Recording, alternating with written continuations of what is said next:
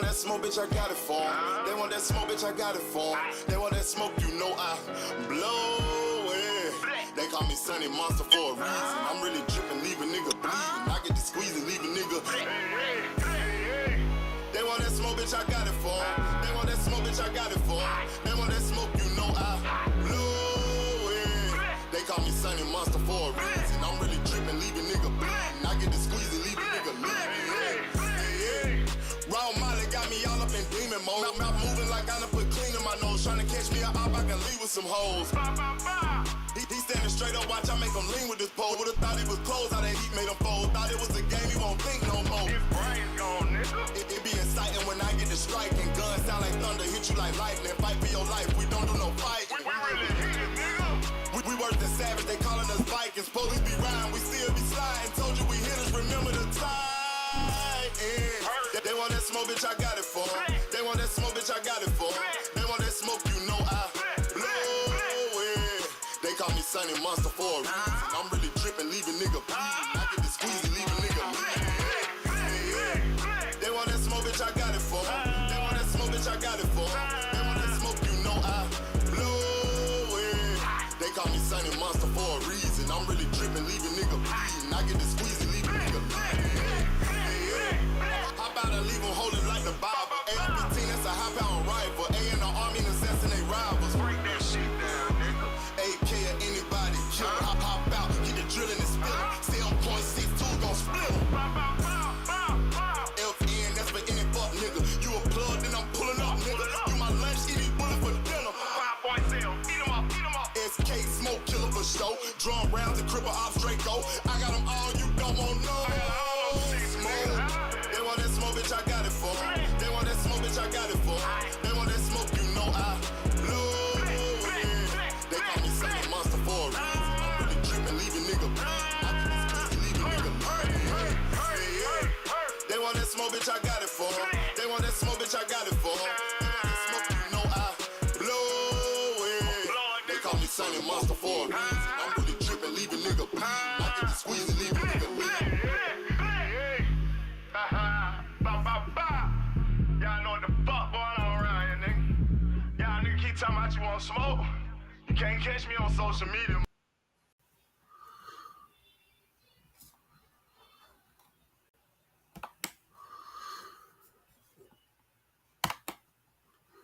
Yo, what up, what up, what up? It's my family in the building. It's your boy, Apex the God, Sosa in the building. How is everybody doing today? Let me know if you can hear me. If my mic sounds nice, check one. Let me know how my mic sounds, people. Let me know if I'm popping. Let me know if my mic popping like corn. Press a 1 if you can hear me. Absolutely, positively, indisputably. Can you hear me? Can you hear me? Holler if you hear me. Like Tupac. I'm trying to figure it out. Ain't nobody saying nothing. So y'all must can't hear me. I'm good, Miss Joette. Appreciate you, Queen.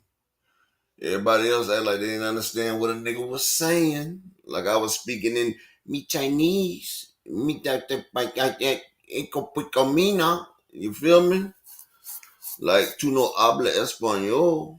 Tú no habla Apex de God. The Alpha and the Omega, the beginning and the end. The opener and the closer. I'm in this bitch. Like a virgin on prom night in the backseat of an El Dorado. Matter of fact, the El Camino. Sitting on top of the lookout looking down at the stars. Because I'm so high, I'm looking down on the stars when I'm out there. You feel me? But let's get to it. Let me do my shout outs. Shout outs real quick. Shout out to my brother Terrell Davis in the building. Salute all things Big AMC FSG in the building. Tracking 327. What it do, what it do. The beautiful queen, Miss Joette, is in the building. Thank you, Queen, for gracing us with your presence. My boy Andy Gill in the building. Salute, King. Bruh, 6500 in the motherfucking building. Hope you been alright, brother. My nigga Big Block, that 454 in the El Dorado, coming through the building. Salute, salute. And then we got the beautiful Queen Arena. Cooking with Raina. Cooking with Raina. Cooking with Raina. In the building. Miss Big AMC FSG. Javante Tank Davis for life. In the building. Then we got the Chi-Town's favorite. The Chi-Town assassin. Mr. Windy City Assassin is in the motherfucking building. Then we got the cousin of Yancey, my man Daryl Thigpen in the building. Salute, salute. Yes, sir. Yes, sir. And then we not talking about Ovio, but we got my nigga Vaughn, who's wise in the building, like a motherfucking Izal coming through for Shizal. And then we got not the Duke, not the Count, but we got the Marquis in the building. Salute, King. Big AMC FSG. We can hear you, gang. Yes, sir. Yes, sir. Then we got Liar Frequently in the building. You know, it ain't no lie unless it's frequently. You feel me? And he comes through. You know, one of the former homies, the Africa Boombada. Yeah, that was Frequent. Frequent was right there with Boombada. Him and your boy, what's your boy name? The light skinned nigga that be talking all the time. Y'all know what I'm talking about. Yeah, you know. The other nigga. You feel me? You feel me? So, you know, we got Courtney Thompson in the building. Salute to you, King. What's good? What's good? You feel me? But, yeah, let's go ahead and do it like this before I get started. We got the King Falcone in the building. My nigga, yeah, Hassan Campbell, that's his name. Andy Gill. Man, Andy Gill, man, you know, we be on the same wavelength. You know what I'm saying? It's an indiscriminate amount of knowledge that we passing back and forth. But my nigga, the King Falcone Brian in the building. Salute, my brother.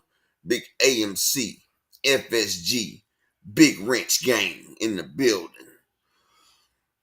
You know what I'm saying? We got the Big Wrench Game in the building. And yeah, that's it for the shout outs. Yes, sir. That is it for the fucking shout outs. Now, let's get this shit rolling. Like a semi truck going down a steep ass hill without no brakes. And it's iced outside. Like we at the motherfucking figure skating ring. You feel me? That means a few of y'all is gonna have to push this thing along. You feel me? Cause we about to get it going. Alright. Y'all don't realize it, but we are a day and a wake up from quite possibly the biggest fight of the year. Quite possibly the biggest fight of the last 5 years. This is a fighter's fight right here. You could be a casual. You could be a hardcore fanatic. You can be whatever the fuck you want to be. But if you like boxing, you like fighting, you like excitement, you like thrills, chills, and everything in between, I'm talking about spills, because blood will be spilt on this night right here. We got the battle, and this shit is biblical. You feel me? This is the true story of David versus Goliath, but it's David versus David. What my man say, I don't see no competition but me. When I look in the mirror, the only thing I can see is me. I'm my own worst enemy. I'm my own biggest competition. And that's what we got. We got David versus David. You feel what I'm saying? The winner, quite doubtably, will be David. You feel me? And the loser, quite doubtably, will be David. David, another name for a fallen star. You feel what I'm saying? So now we're fighting under a fallen star. Yes, sir. And I don't know how many times I done chewed up David and put David up under the damn desk. You can find David in the corner, on the walls, the fly on the wall, the buzzing and the bees. David is everywhere. Melvin Up Podcast, salute King, peace and blessings. LaMarcus Robinson, what it do, my nigga? Camp 11.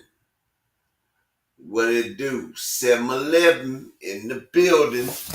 Y'all know 7-Eleven, that's what Blue Blood and Terrence Crawford made one of the biggest fights in the history of not being made between David I've been sneezing and Budrick Budweiser Crawford. Yeah. So you know, all bullshit aside though, man, we got a great fight coming up. We got David versus David. It's gonna be the pinnacle of these two men's career right here. Like, they both bring out the crowd. They're both fan friendly. And a lot of times people try to say that the light shining off Morrell might just be a little bit too much for Guinevere.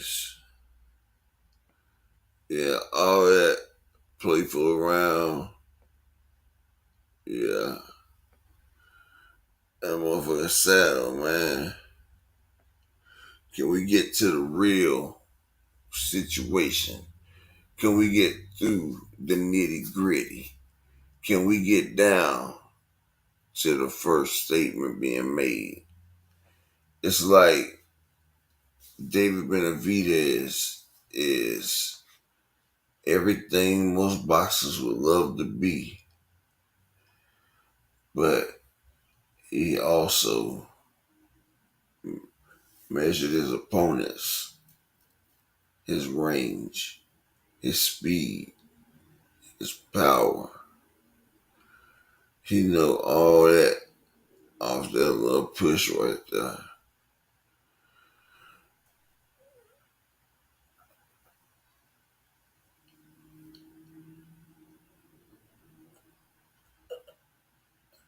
Yeah, y'all don't want to say nothing about that.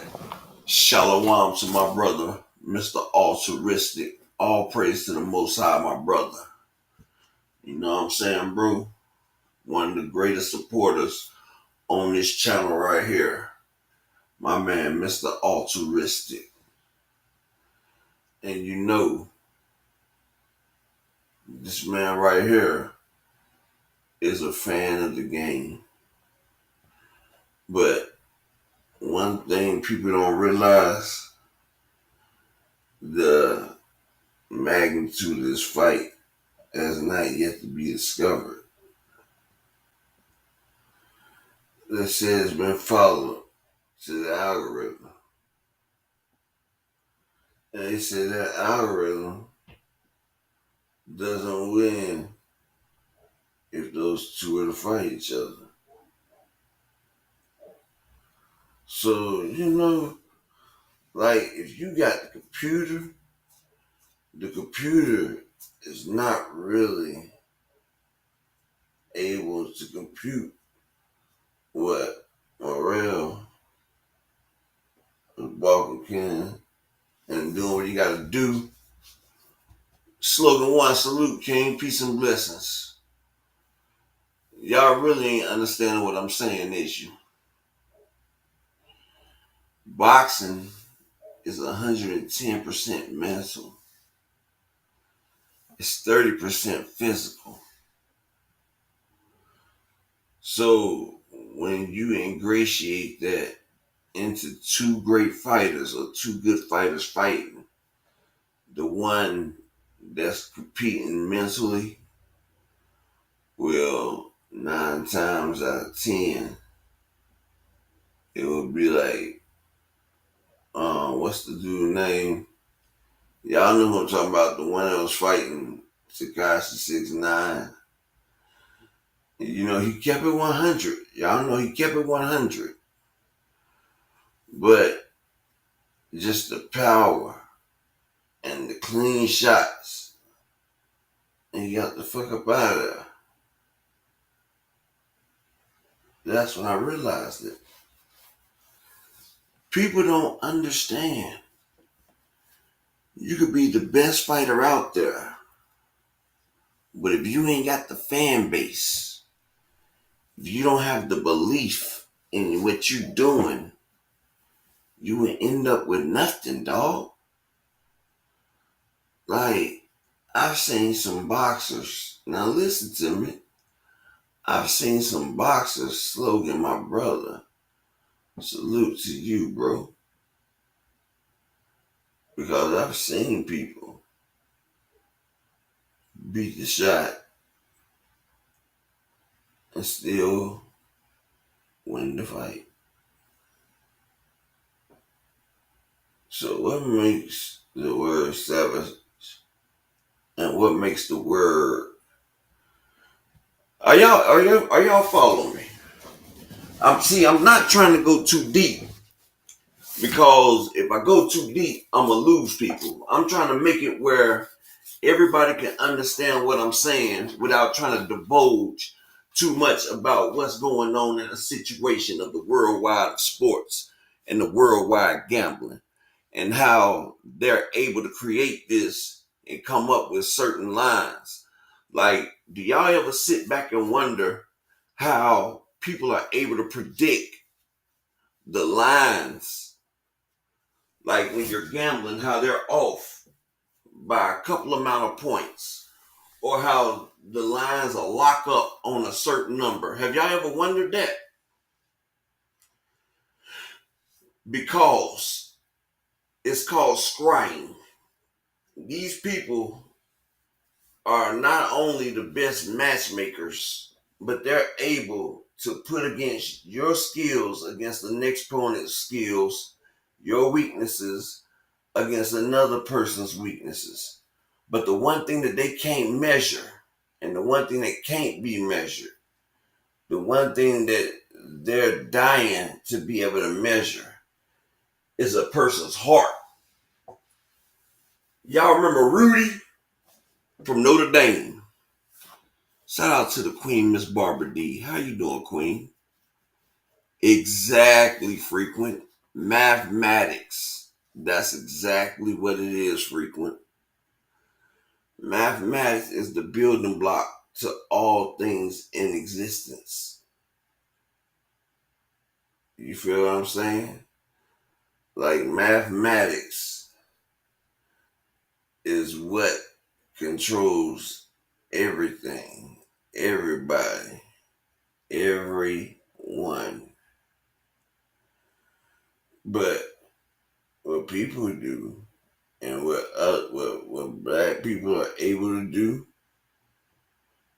are able to consist in a whole different interview, a whole different, let's see, how should I say this without offending or left somebody holding the bag, right? Let's see, how can I put it this way? All right. You got two men. They're both right there. And the other guy's gone. Do you know why?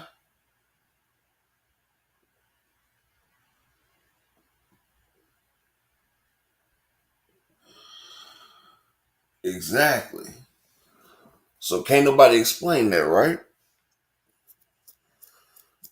Matter of fact, Ryan Garcia versus who's the guy that Ryan Garcia they keep shit. Wasn't that Fortuna? Not Fortuna. Wasn't it Javier Fortuna?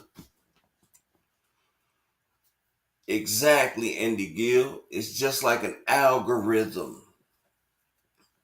And people don't understand. But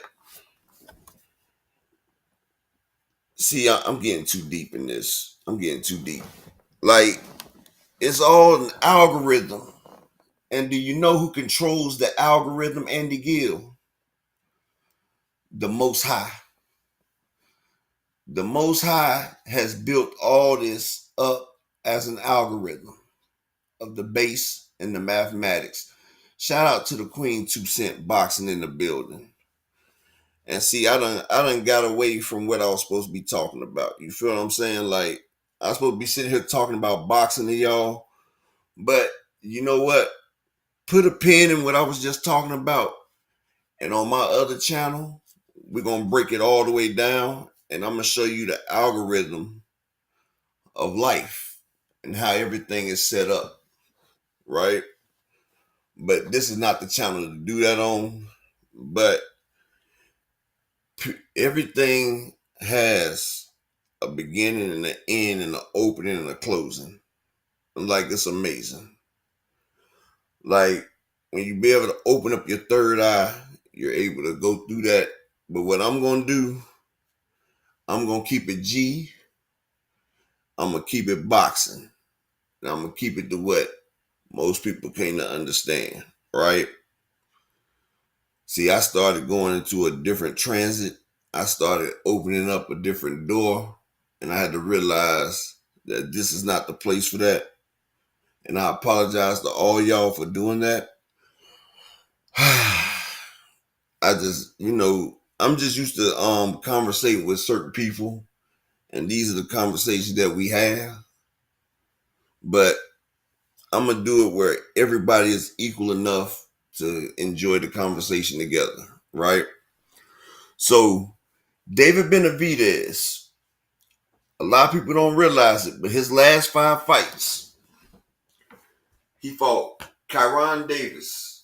He fought Rashidi Ellis's brother. What's your boy name? Ellis, Ronald Ellis. He fought Boo Boo Andrade.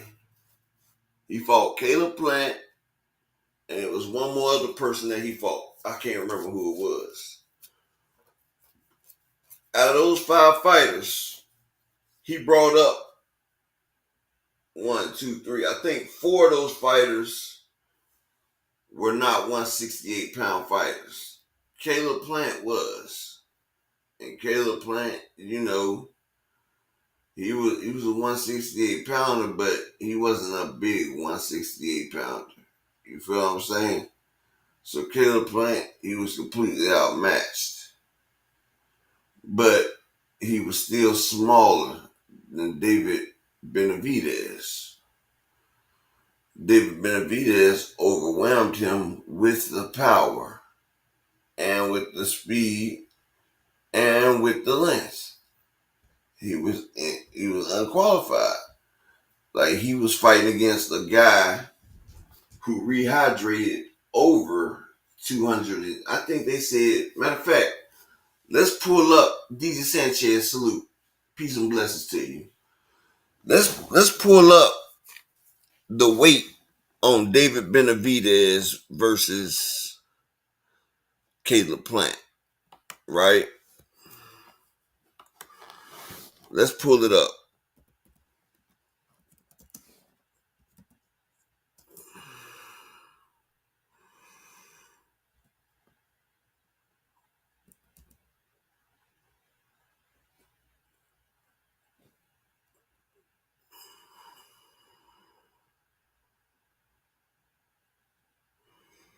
Okay, hold on.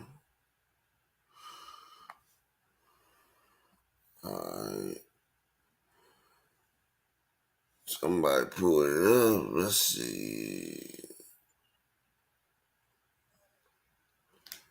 So, what is it? Then we start. You feel me? So we got, okay, Benavidez versus Plant. Okay, let's see. Yeah, let's see.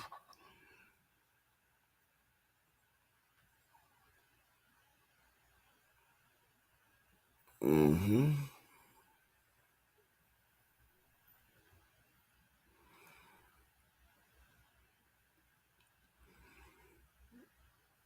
Okay, let's see.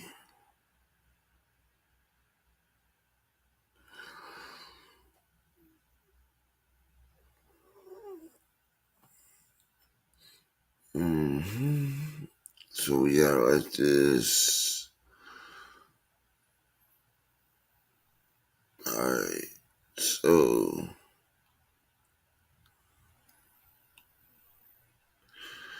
alright, Richfield.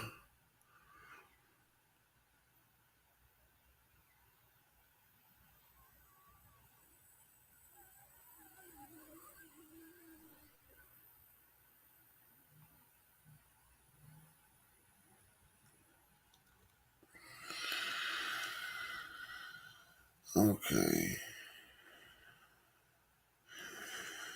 So yeah. So yeah, we got, so that's a fourth. That's a fourth. That was a poor put. I get violate. Uh, yeah.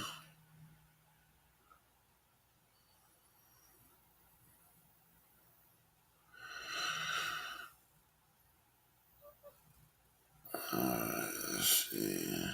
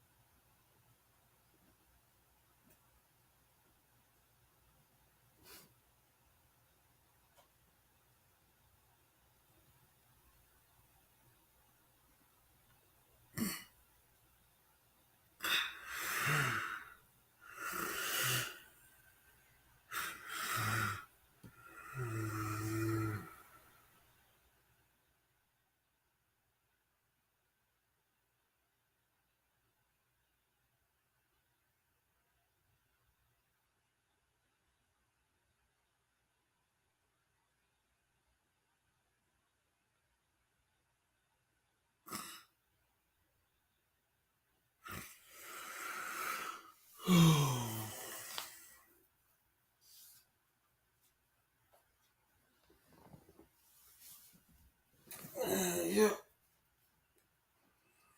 Oh shit, nothing different about it.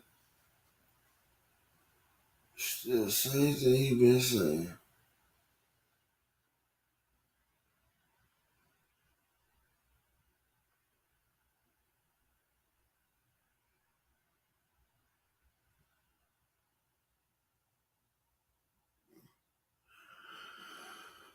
Oh man.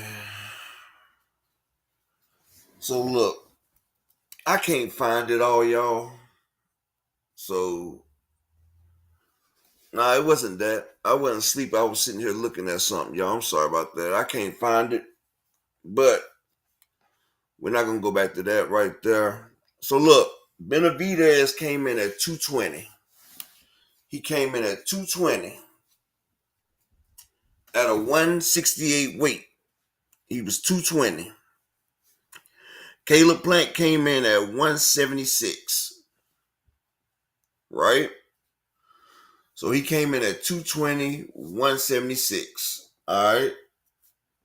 So look, 220, 176. That's 26. That's a 46-pound differential.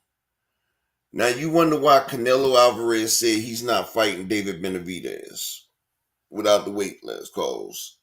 Now David Morrell, he came in his last fight at, let's see, I had to pull up all these. Morrell came in his last fight, but that was at 175. But David Morrell came in at 205. Hot Rod came in at 196. So both of these guys like to come in kind of high. They blow up in weight. You feel what I'm saying? So they both are coming in. And people don't understand that David Benavidez was once 300 pounds. Exactly. All right, my nigga Brian the King, man, I'll see you in a little bit. So this man is coming in the game almost 50 pounds heavier than Caleb Plant and couldn't take him out. Now, Benavidez, like I said, his last 5 opponents were people that came up to 168. Boo Andrade is a 154 pounder up to 160, jumped up to 168. Kyron Davis, the man, he fights at 160. You feel what I'm saying? Then you got Rashidi Ellis' brother, Ronald Ellis. Ronald Ellis is a 154, 160 pound fighter. Banks Hayes in the building. Salute, my brother. So, yes, Benavidez is a good fighter or a good brawler, but who does Benavidez remind y'all of, people? Now, let's keep it 100. Who does Benavidez remind y'all of? And we give this nigga hell for it.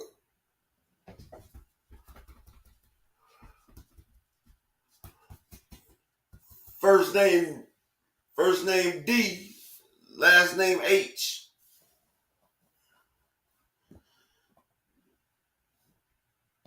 DB and DH. You feel me?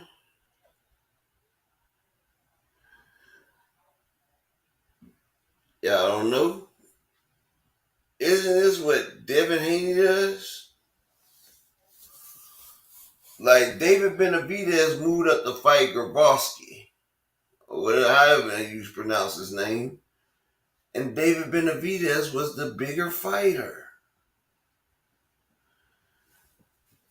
Naoya Inoue moved up to fight Stephen Fulton. Inoue was the bigger fighter. Terrence Crawford moved up to fight Majumov. So see, like they said, ouch, it's turning people into monsters. Y'all understand that? Like, look, the type of weight they're gaining, it's not just the physical attributes.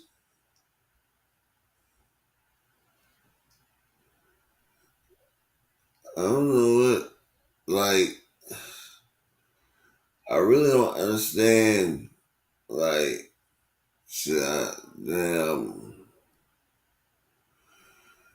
I'm trying to do it if possible, if we're going to be real about the situation.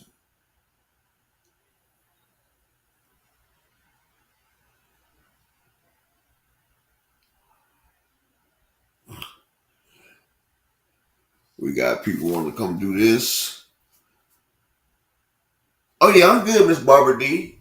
I'm reading. I'm like, it's a lot of information, Miss Barbara D. I'm sitting here reading, and I'm trying to see. Usually I got a key right here, but she'll be here in a little bit. But I'm sitting here reading, and I'm trying to process the information as well. Open the LD TV. Salute, King. Peace and blessings. So I'm trying to read and do this at the same time. When I just need to just leave that. I'm just gonna wait till Key get here before I do all that. But yeah, I'm gonna put all that other shit to the side. So yeah, I was sitting here reading as well. So like I was saying before all that was right there, and I was reading. So Benavidez, he's doing the same thing as Devin Haney, doing the same thing as Naoya Inoue, the same thing as Bam Rodriguez. Hell, the list can go on. Like, this is what people don't realize, right? I'm not calling Benavidez a bad fighter, but his form is not the most graceful. His form is like, come on, man. Like, come on and like finish him. And you know, the man does have a pleasant finishing move. You know what I'm saying? Like his finishing move will go ahead and get the next round going. If the coach don't realize it, like a Devin Haney's coach. Y'all remember Devin Haney's coach didn't realize that sometimes it's good to just throw in the towel and fight the next day. Some people want to sit there and just try to call Moses off the mountain. Like some people wanted to call Moses off the mountain to come help Ryan with Rolly Romero. Watch Ryan and Rolly Romero. They're going to sit there and let that man get killed. Figuratively, not literally, but watch. Because of pride. They're going to let Ryan beat Rolly Romero. And I feel sorry because Rolly is going to get hurt. Just like Devin and Bill got hurt. Like, I hate to say this, but that Earl Spence fight could have got called a lot sooner. Like, when Earl got hit behind that ear and he was on wobble legs, Earl shouldn't have took all that. But me as a fan, I want to keep seeing him fight. But me as a brother, I didn't want to see. I wanted them to go ahead and stop it. And see, that's the bad thing about it. Ramon Sifu, salute. Like as a fighter, you want to see a nigga go out on his shield. But as a human being, as a person, you don't want to see, like Mike Rhythm, salute. Ramon Sifu, salute, bro. He said, Mayweather said Rolly has to earn his money now. Yeah. And see, sometimes a fighter,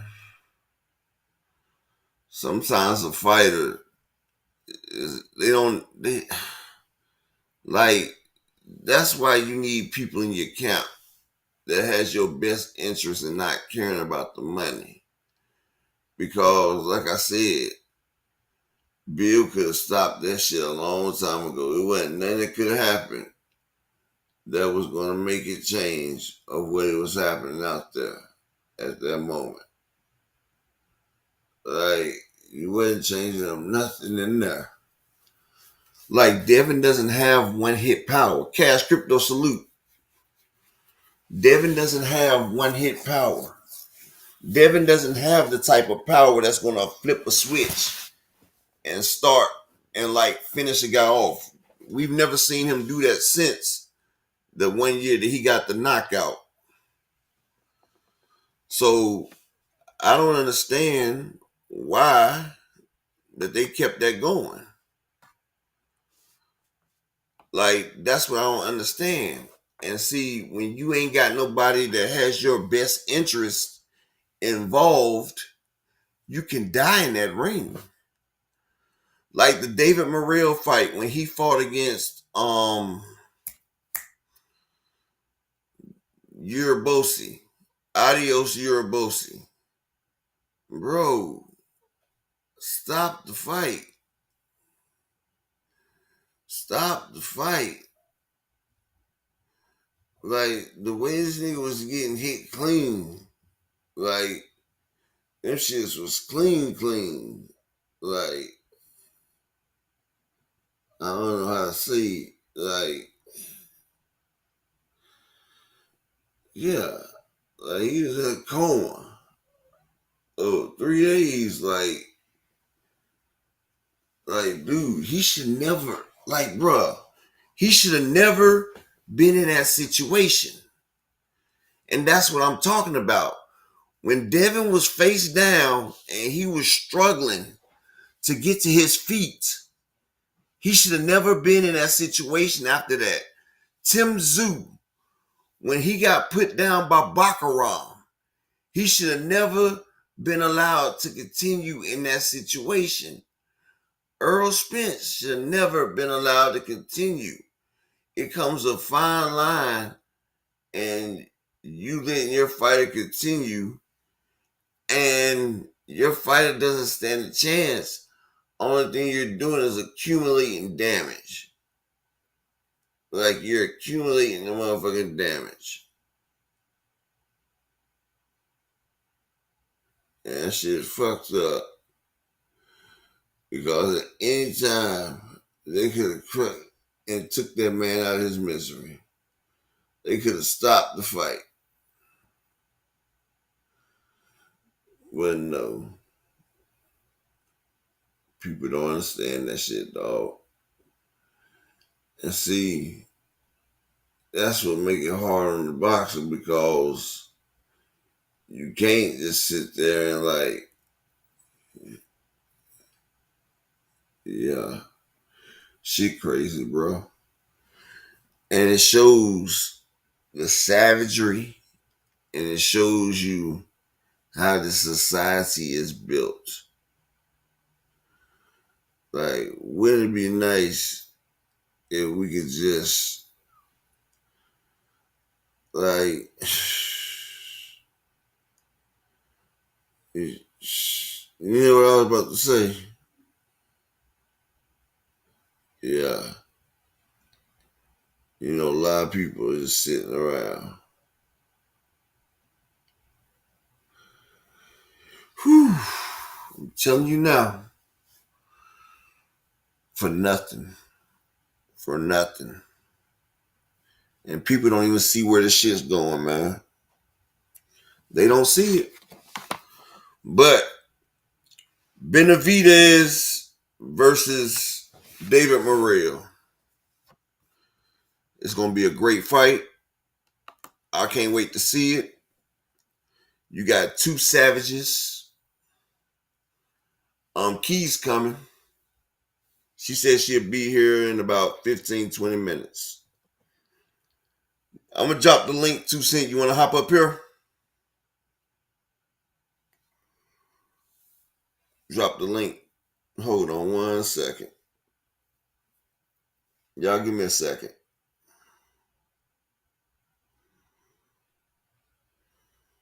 All right, hold on 1 second.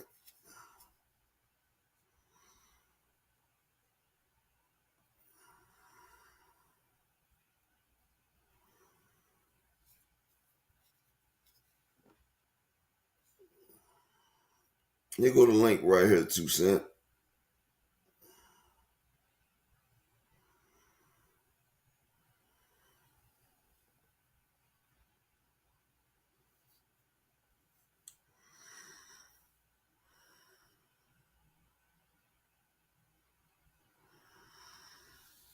Rollo, bring your punk ass up here. There go the link, Rollo. You talking about I'm talking real soft? Nigga, hop your soft ass up here, Rollo. How about that? Talking about have I boxed before? Nigga, I'd have boxed your ass up, nigga. Talking about I'm boxing, I'm talking soft. Nah, nigga, I'm talking real shit. Like, niggas is out here fighting and taking damage that they don't need to motherfucking take. That's what I'm talking about, nigga. but I'm talking soft. There go the link right there, Rod Ho. There go the link.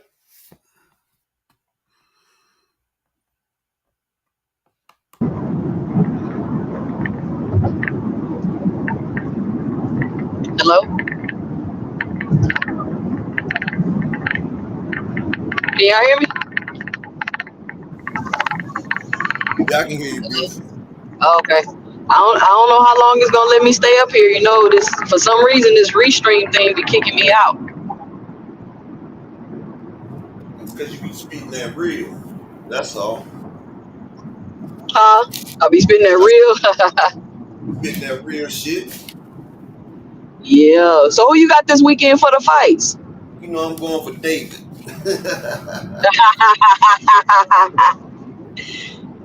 Nah, but I'm And going from a honestly, I'm going from a real. Like I said, it's about skill and what I was saying earlier, right? What I was saying earlier, like Benavidez, like his last 5 fights, he's been fighting against people that are not his weight size. Like the yep. man that there, he's been bringing people up. Like Boo Boo's a 154, 160 pound fighter.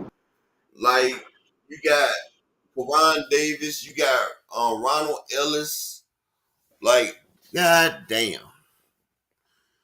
she got kicked off that damn fast.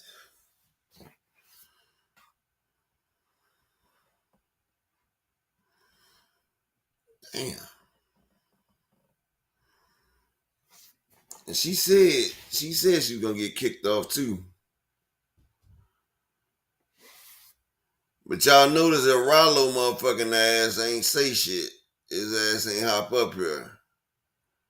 And he was gonna get smoked like some motherfucking hot cheese popcorn.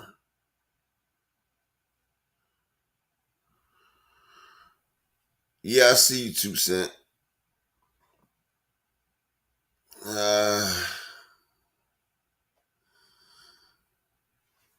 yeah, 2 Cent too real for Restream.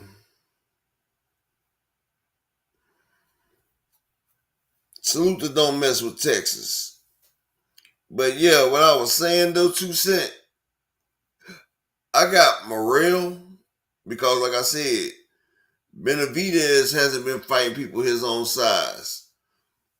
Like when Benavidez did fight a person his size, Ronald Reveal, he couldn't do nothing with him. The nigga was the same size. Matter of fact, he even dropped Benavidez a few times. Well, I think he dropped him like twice. Ronald Reveal was popping on him. And then, that damn marijuana. Yep. Motherfucker popped twice. What y'all gotta say about that?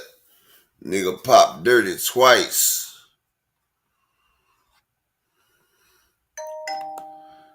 Oh my God. Everybody stop the presses. The doctor is in the motherfucking his house. Dr. Key, what are you doing this thing? Y'all are. I'm pissed off again. Oh man, your dream property wasn't a dream, baby. No, so they said that the person that was living there prior, I mean, who's still living there, it's a duplex. So the person that's living there had two incidents where the pipes clogged up. They don't know how he did it, and it caused a flood. So when I was downstairs in the Ooh, basement a with the shitty realtor, flood. huh? A shitty flood. Ugh. So no, so when I was downstairs in the basement, um, the wooding on the frame was deteriorated. It was loaded and everything. The phone is super messed up. Like I'm very. This is not going like I wanted it to go. It's not going really well, but Salute to everyone. I'm trying, y'all. I'm trying to find me and my dogs a place to live. Hey, y'all. Salute to Upper's beautiful wife and family. Shout out to the queens in the building, Barbara D. I know the beautiful Queen Raina in the building. Salute, queens. Hey, Opulent. Hey, all things. My right hand, Emmanuel. Hey, Creole. Hey, you guys. Hey, Rod. Mr. Altruistic. Always good to see y'all. I'm trying to find some place, y'all, so I don't be homeless, y'all. Hey, Texas. Always good to see you, King. That's what they said, Creole. They said that the lieutenant, had a flooding. It was two big floodings and something with the, pipes and everything. And when I looked at the foundation in the basement, I didn't like what I saw. So next. A long distance close fight. Hey DZ, hey Big Block, good afternoon. But anyways, off of my soapbox, I'm dedicating my portion of the show to the incomparable. One of the legends in these comedic streets, was a legend and always will be, John Witherspoon. Happy belated birthday. His birthday was actually so happy birthday to him. I don't even know. Y'all know the movies he did. Everything from Grandpa on the Boondocks to Pops on Friday, Boomerang, Little Man, Black Jesus. I mean, y'all name it. The Wayans brothers. Man, he was everywhere. So continue to rest in peace to the GOAT, man. Thank you for all of the laughs. And my thoughts and prayers are all the collard greens, all the hog maws. I want some of them pig feet. Oh. Now, hold on. What about this, Pete? Son, I got bit in the ass in the day by a dog. I said, please don't bite me, Mr. Dog, but that dog bit my ass. No, remember on Boomerang, he was like, Marcus, I heard you pee whipped. That still get me. It was like he was having a whole nother conversation and everybody had to take a pause. He was like, you don't get pee whipped, you bang that pee. You got like, oh my God. Oh my God. Continue to rest in heavenly peace, man. Man. We lost a legend a couple years ago, bro. But hey, Cash Crypto. I'll let you finish up for whatever you guys were talking about. I needed my battery pack. You feel me? It just ain't the same when Key ain't here. You feel me? The upper don't get it going until Key she got to bring the runts. She done brought the runts in. We good. DZ, hey, salute queen. I breed Bichons and Shih Tzus, so got a whole gang of them. But they're about to be gone, Upper. Not again. Don't make me sad.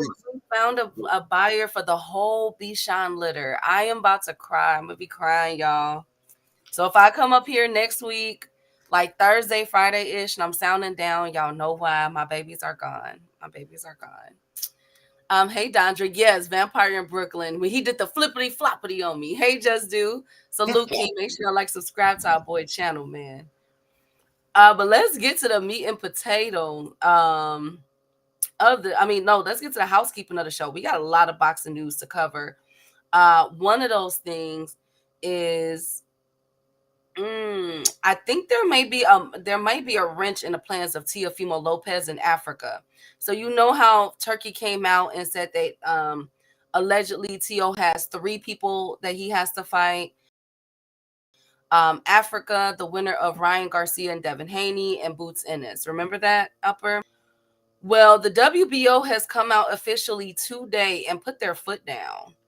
Okay, so they said, all right, and they don't make any quarrels about this. This is from the WBO themselves. TO fans, do not come for me. But they said it's titled Resolution, Upper. Teofimo Lopez must discharge his mandatory obligation against the winner of Jack Catterall and Arnold Barboza within 180 days after their bout to terminate interim status and ensure a single WBO junior welterweight champion. Finally, holding that nigga accountable. Yes, so they are not playing. So as you all know, Jack Catterall and Arnold Barboza is scheduled to fight February 15th. So 180 days after that will be August 14th. So I don't know what T.O. was gonna do. What do you think it'd be smart for him to do? Still chase Africa or He gonna retire. drop the WBO? He gonna retire. Shout out to my brother Just doing the building. He gonna retire. And shout out to my brother Mr. Altruistic coming through in the cash app with the 20-piece in chicken. He got the 20-piece in a biscuit. Brother always come through. Appreciate you, King. Thank you for representing the channel. And we need 4 more people to represent just like that. Hey, You ain't gotta be that Kawhi. much. Just represent. Hey, Kawhi. Hey, Fareed. Rod, I'm eating a Reese's right now. But guess what, y'all? I went a whole 9 days without one. So I think I'm just going to have one today. And Okay, Fisher Arnold. yes, I'm doing good on my Reese's. I'm doing really good. Fisher Arnold. I'll be quiet. Everybody hates Chris. You and your turtles. I love my Reese's Pieces. Okay, so what do we think? Do we like this for T.O. with Africa? Or do we expect him to fight the Catterall? Barbosa. Exactly, Rod Walker. If Barbosa wins, T.O. dropping it. He's not fighting Arnold Barbosa, but they just said fuck. But if T.O. unifies, then that trumps that mandatory status. Not anymore, obviously, because the WBO didn't even mention Africa. They said what they said. Well, you know what? You know who did that, don't you, Keith? Bob. Bob tired of T.O. ass, bro. Bob is tired of Teofimo. He say, look, I'm going to get this job motherfucker one way or the other. And now, matter of fact, all that shit he was talking to Bob done finally had enough, Key. Bob has had enough. And he put his motherfucking foot down. And he said, you know what, T.O., you going to fight whether you want to or not. Bob showing you my shit. Do you think that now that you said that, because that makes sense, do you think that there are some issues going on in the negotiations with Africa fight? Because this is like super random for the WBO to come and single out Teofimo Lopez. We haven't seen that. Know, Africa is not a Bob Arum fighter. You feel what I'm saying? Mm-hmm. And you know how Bob likes to get his in-house pies going. And so Bob just basically took Africa off the chessboard. Like, nah, T.O., you're not about to fight Africa. You're going to fight who the fuck I told you. I gave you 6 names last year. You turned all the motherfuckers down. And Bob knows damn well T.O. cannot fuck with Africa in that ring. You're not about to give that belt to somebody that's not part of Top Rank. No. You think Bob Arum is about to let you give away his fucking belt? Nah. Bob, you see what he did to Pacquiao? Oh, what? You want to leave Pacquiao? Well, you know what? Jeff Horn, get that belt up off of that nigga ass. Everybody see Pacquiao get robbed with no pistol. He got robbed with no motherfucking pistol by Jeff Horn. And then they gave that shit to Terrence Crawford. Bob is not letting you do shit with his belts. Nope. Absolutely. Salute to the beautiful queen, 2 cents. Make sure I subscribe to my girl's channel, man. Exactly. Hey, Brian, the king of the chat. He said, I want Africa to beat T.O. ass, not that. I just want a nigga to get in there and whoop his ass.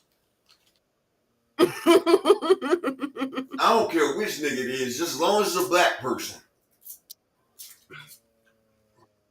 Well, it looks like we're going to be waiting for that because this puts a whole new spin on things. Now, remember, you guys, another reason why I'm bringing this up is that they wanted T.O. to be on that. Hold one second. Didn't Barbosa sign with Bob Arum?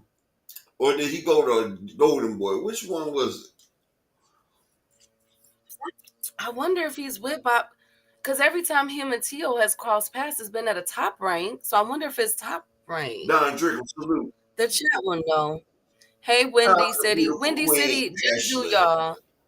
Make sure you subscribe to Ashley. Which one do Barbosa? Oh, sorry, Upper. No, I'm just saying make sure you subscribe to 2 Cent and Ashley Corner. Them 2 queens be getting it in. Let me see. I'm typing it in. Arnold Barbosa. Oh, he was released from Top Rank. He's with Golden Boy now. He was released Okay. in 2023. Oh, He was released chat, in 2023. chat. I got some great news for y'all, chat. Y'all ready?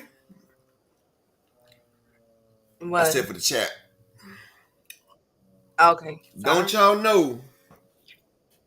In the next couple of weeks, Dr. Key will be dropping her new series on her show. Oh my God! She's gonna be dropping her series. Put a 1 in the chat if y'all been waiting for Dr. Key to get her show going with her series on these killers. Put a 1 in the chat if y'all ready for that. Thank you. Thank you Put a very 1 in the much. chat if y'all ready for the rollout of Dr. Key coming through with her Perry Mason Chronicles. Oh my goodness. Hey, Ramon. Y'all are irritating. Anyways, let's back to this boxing upper. So, okay, so the reason why I brought that up too is because remember Tio was supposed to Look at them ones. Look at them ones. Look at them thank motherfucking you. ones. I appreciate you guys. I know I'm just trying to find me and my dogs a place to live and work. I did not know house hunting was this hard. My gosh. Tio was supposed to be making his return in October, upper. You say what, Keith? Yes, I salute you guys. Hey, Daryl. I said you don't see all them homeless people out there. If house hunting wasn't that easy, we wouldn't have all these homeless people. No, some of those people just don't want to, work and stuff though, upper. They have issues going on. I didn't know that mine. I didn't know with finding multiplexes, it was so intricate, the details. And I have a really good realtor. Dr. Key, look at that. You like cocaine drying. Everybody waiting on you. Anyways, yes, I know. And I got y'all. I promise. But look, okay. So Teal's supposed to be making a return in October, right? Mm-hmm. So with this deadline being August 14th, that's going to put a damper on things. So I'm going to say it just like this. You said he's put the return in October. He got a fight before that, though. One of the fights, he was supposed to be on the undercard of that Riyadh card for Devin and Ryan Garcia. Remember? Okay, yeah. The winner is supposed to get Tio, but I was hearing that they were trying to put Tio on that undercard too. So my whole thing is, I think it's safe to put those fights on the back burner because the WBO, until Tio figures out what he wants to do with the WBO belt. Does that make sense? Well, first off, Tio ain't the headliner, so he gonna have to find something else to do because they're not gonna stop their fights because one monkey don't stop the show. Like I'm using Tio's words, like that one monkey ain't gonna stop their show. Yeah, Tio, I called you a monkey. You're not gonna stop the show. You're just gonna be like Brian Norman Jr. They're gonna put you on a Michaela Miller undercard because you are not a headliner. You couldn't even set out the small ballroom of 5,000 at the Madison Square Garden. Oh, Lord. All I'm saying is, don't be surprised if we get another reworking of who Tio is supposed to be fighting, and if we don't see Tio move up to 147 by the end of this. Okay. Key, rent till the smoke's clear. Thank me later, my friend. Okay. All right. Yes, DC, right? Like Korean, exactly. Absolutely, Barbara D. Tio needs to coordinate with his promoter. Tio needs to stop turning down fights, and he better do what the WBO say. Otherwise, it's going to be trouble. I can tell you one thing. And it looks like it is. Teofimo ain't shit without a belt. That's one person that needs that belt. Ask Devin. You see, Devin don't. Oh my God. That either. Them boys need belts. Thanks, Upper. Speaking of belts, are we ready for a trilogy? Are we ready? Eddie Hearn has just came out and said that we could be getting a part 3 of Katie Taylor versus Amanda Serrano. It's looking like he's trying to make it in Ireland or Las Vegas. Amanda, don't you take your ass to no Ireland, girl. It'll be okay. Don't do it. I just want them to get the call right. Like, We done watched this fight twice, and both times we done seen this girl get robbed. Like at this point, man, it's like you like getting robbed. But I can't really say that because Katie got 7 million and Amanda got damn near 9. So hey, she can't really complain about that. You feel me? She's making generational wealth every time she get in that ring. Clarissa Shields is the only other female boxer to get $1 million for a fight. Layla Ali never even got $1 million for a fight. And so Amanda Serrano, Katie Taylor, then Clarissa Shields. Those are the women that got the top three. Well, not the top three checks because Amanda Serrano has the top check in women's boxing. Katie Taylor has number 2. Amanda Serrano has number 3. And Katie Taylor has number 4. And Clarissa has number 5. That's the top 5 paydays in women boxing. So, you know, they sitting the presidents, they getting that money, they getting that Skrilla, they getting that fettuccine Alfredo, but you know, the average female boxer only gets like 10 to 15,000 a fight, key, which is absurd. Like I feel like Cecilia Baracus, she's retired now, I think, but Baracus or whatever her name was, she should at least got about 200,000, but they say 98% of all female boxers have never received a paycheck over $100,000 for a fight, Key. 98% of all female boxers. That's past and present. Whew. But honestly, it goes to what I say about the WNBA. Like they sit there and say women basketball players should be getting paid like men basketball players. And I feel like we're in a capitalistic society and you've never seen more than 10,000 people at a WNBA game. So like you want women to get paid the same amount as men do, but the women don't garner that type of attention. So like you're not gonna get that type of money when you can't even pack out a 10,000 people stadium. You understand what I'm saying, Keith? And like that's what I was saying the other day about Brian Norman Jr.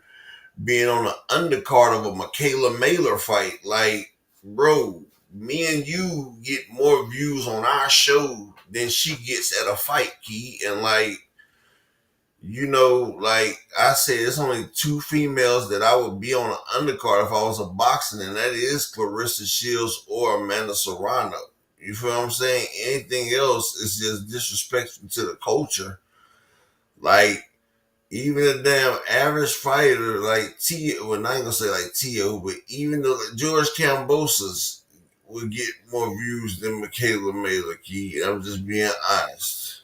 George Kambosos versus a Maxie Hughes or somebody. That right there would garner more attention than Michaela Mailer for a belt. And I'm just being honest. Well, speaking of honesty, Maxie Hughes is looking to make his return again, fighting. But this time he has declared that he wants to fight, drum roll, and I want this fight. This is actually an interesting fight to me. Andy Cruz. Wow. Maxie Hughes officially threw his hat in the pot for Andy Cruz. We got one. You know, can we get a couple more? Hey, you know something? That's a fight. That's a good fight. That's a fight I didn't know I wanted right there because exactly, that's a really good because fight. Honestly, y'all remember I was sitting there saying Andy Cruz has not been tested and everything. Maxie Hughes is a former champion.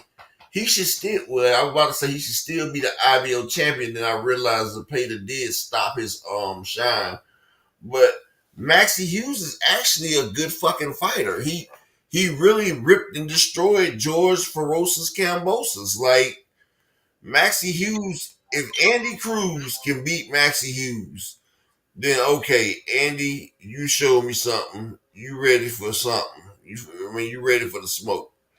If you can beat that man, you're ready for the smoke. And that's what I'm going to tell you right there. That's good smoke etiquette. You ready for it?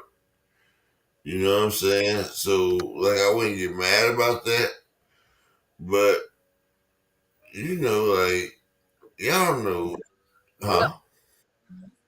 that's a good fight because he told Matchroom, and being that Maxie Hughes is officially number 5 in the WBA, he would like to make it for the final eliminator. Ooh, that's good. Now we all know that Andy Cruz, as I told you guys, he's petitioning to the WBA to be Tank's number 1. So Maxie Hughes is like, wait a minute, pause before you do that. Let me get up in there with you. So be looking out. I'll keep you guys updated on this. I like Yeah, this I, fight. This is a I really like this that's a good fight because it's gonna be a high speed chess match right there. So yeah, very up tempo fight. So I'll keep my eye on Maxie Hughes and Andy Cruz. I'm here for it. I want it so bad. That's a really good fight. Speaking of fights, anyway, got a few people calling his name right now. And I think that we're seeing something here. So last up on the housekeeping, Brandon Figueroa, B Figgy, the one that's going to take on Steve Fulton, Cool Boy Steph in a couple days, says that he has the power to knock out anyway. What do y'all think? I B think said that. I gotta see. Yes. I don't think he has the power of knockout in a way, but I think he has the volume to get a stoppage. Well, the next person that has called out anyway is Nick Oh Ball. wow! So Yes, you guys know Turkey wants Nick Ball to fight yes. anyway. Now I'm seeing something here. I think that after anyway goes through these next 2 or 3 fighters that they have lined up for him, next one being in April, I think what they're gonna do is move him up. So don't be surprised if y'all hear that anyway is moving up his division, possibly relinquishing his belts, and taking on one of these champions. Because y'all know what the end But result that's what I is. was saying. Y'all know what the end result is. But that's, I think the end result that they're trying to set up is Tank Davis for a but 130 that's what I fight. was saying. But check this out. Like I was saying, B Figueroa doesn't have one stop power to beat anyway with a knockout. But B Figueroa is like a Mario. I mean, not like a Mario Barrios, like a Barbosa. He's a volume puncher. Now that's what I said. I think he can. I'm not saying he can. I'm saying he has the ability to get a stoppage on Inoue with volume. Like if he gets Inoue in trouble, he can throw a whole bunch of punches and the ref can stop it. I can see that. But do I think he can do it? No. But I remember saying I would love to see Inoue versus Nick Ball. Inoue is actually the bigger fighter. He's bigger tall wise. He's more wider. And Inoue rehydrates to 150 something. Like he's a bigger foe than Nick Ball. And I feel like Nick Ball is gonna get bounced and dunked. You feel what I'm saying? Like Nick is about to cross over. He's about to get alley oop and he's about to get dunked. Like nigga dunked Ball like 4 different occasions.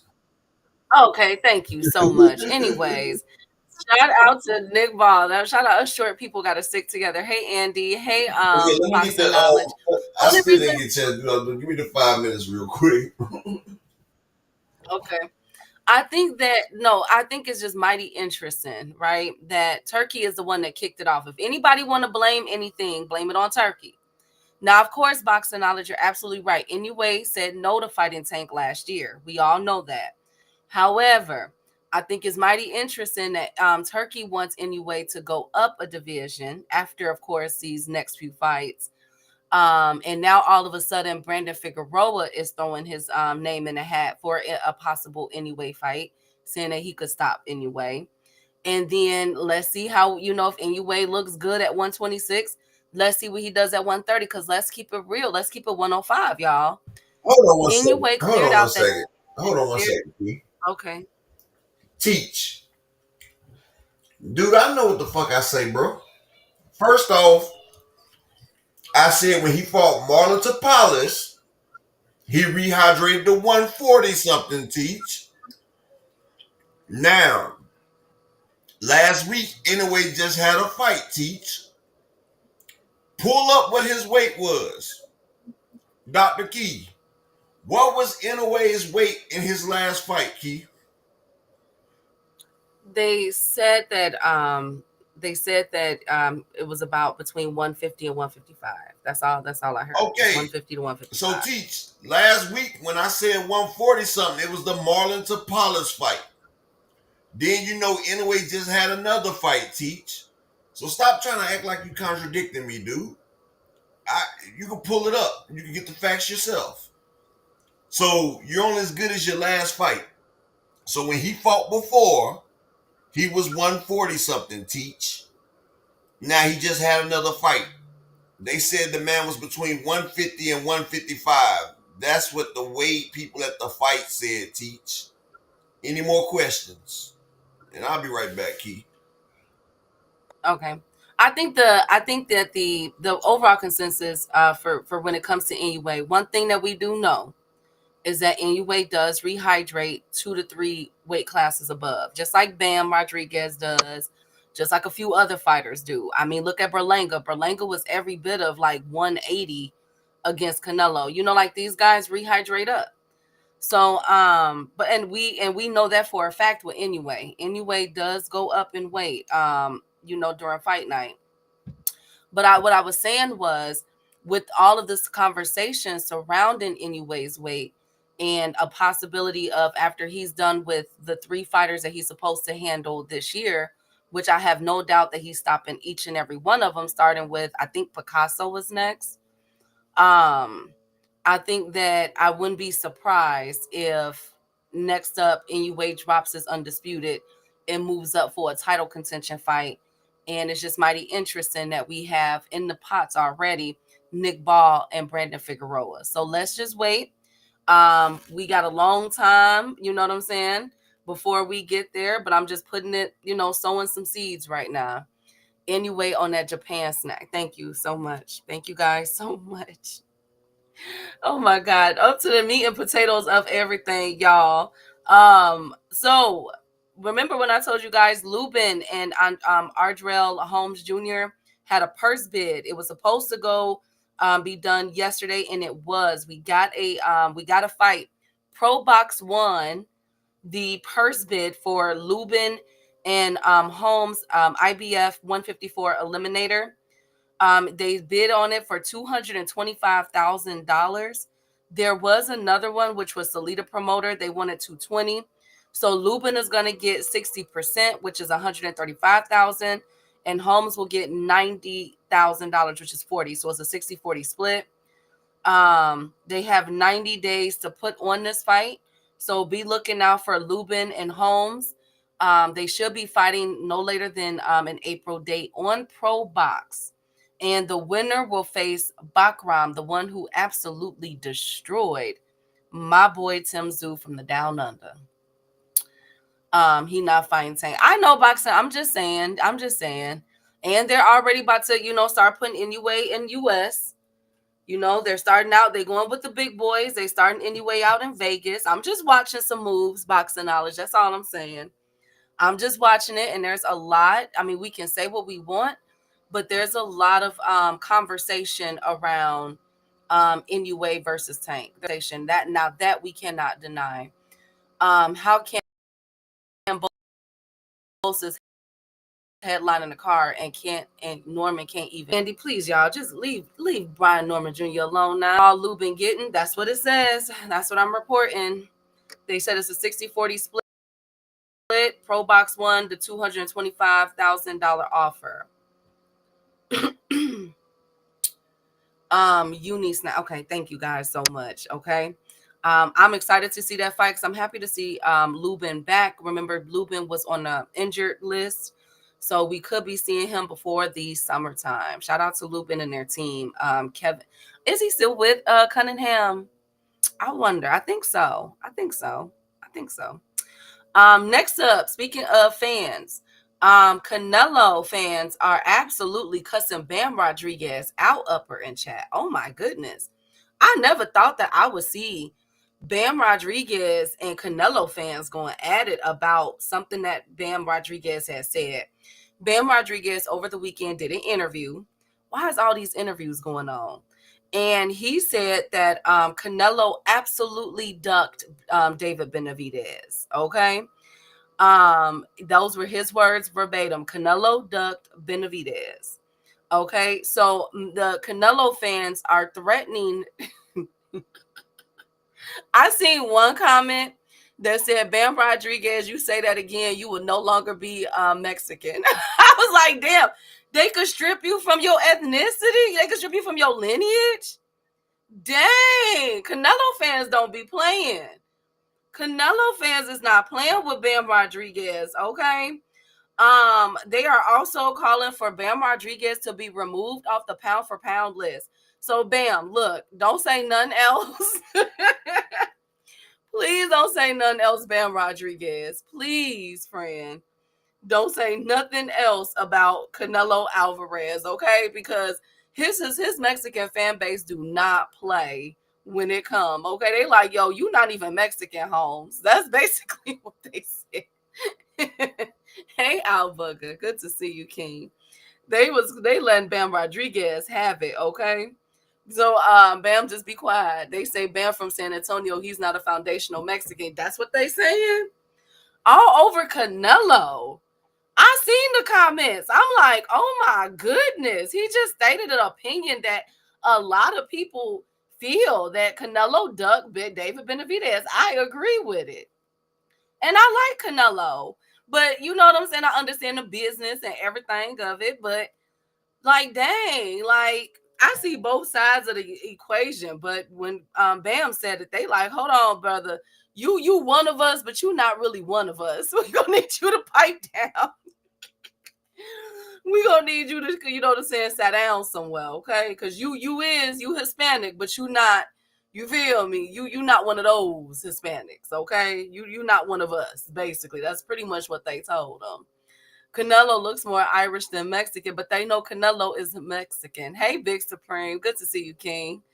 I thought black fight fans only fan base that criticize. Canelo. Nah, the Mexicans and Bam Rodriguez. Canelo El Mariachi Supreme right there. You know what I'm saying? Canelo has did more for Mexican boxing than anybody so far. Now, when Bam Rodriguez start breaking them records and knocking motherfuckers out, then he can criticize. But right now, Canelo's their biggest winner right now. You can't talk about El Mariachi Supreme. And Teach, we good, bro. It's just like you always trying to catch me. It's like you be wanting me to be wrong, Teach. That's all. I see it all the time, but we good. It's like you always trying to nitpick and try to catch me in something. That's why I come at you like that, because I'm like, okay, you keep trying to catch me up. Well, if I see one thing about it, when we see Bam Rodriguez, he's supposed to be returning in May. If we see the people booing him, y'all know why. Because they are cussing Bam Rodriguez. They turning him every way. What exactly did he say? Team Canelo. I can't really hear you. What exactly did he say to Canelo? He said that Canelo, you ducking David Benavidez. Well, you know that's his stablemate. So boom. So he like, so they all stablemate or not, they cussed him out. They said you Mexican. So why didn't he say that? Not one of us Mexican. Why didn't he say that to Robert Garcia?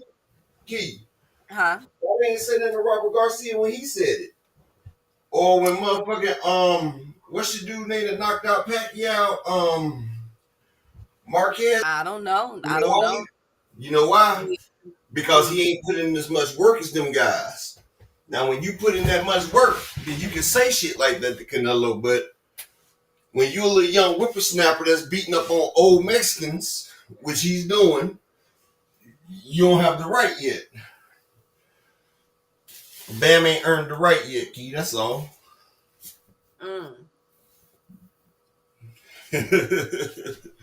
Well, speaking of not earned the right, Clarissa Shields was on. She did an interview. She did a really good interview, actually. Y'all check that out. It's on the Ariel Helwani show. I'm gonna quote from what they said. Okay, So Clarissa feels as though she says, I feel like you guys in the UK are trying to monopolize women's boxing. To me, the best fighters are in Damn right they America. are. We have we have to keep coming over there to get these fights. She also went on to say, because people were looking at the women rankings in the heavyweight division, and Clarissa said that she'll be willing. The next person she'll be willing to fight is Shadasia Green. Oh yes. Oh my God. Well, I almost had it. Never mind. I ain't gonna say that. That's a bad thing to say, but I almost had one. I almost had one, Key. Shadasia Green versus. I hope Shadasia don't act all bullshit like she did versus Franchon Cruz, though, man. Like that motherfucker got stage fright when she fought Franchon Cruz, man. Like, I don't know what the fuck happened in that fight, but I was highly disappointed, Dr. Key. I mean, highly disappointed. Absolutely. Like, I was like, who the fuck is this? Like, I didn't know who the fuck was in that damn ring, Key, but I was highly disappointed. Was it you? Yes. No, well, I see where you're coming from. Am I okay now, Andy? Is it okay?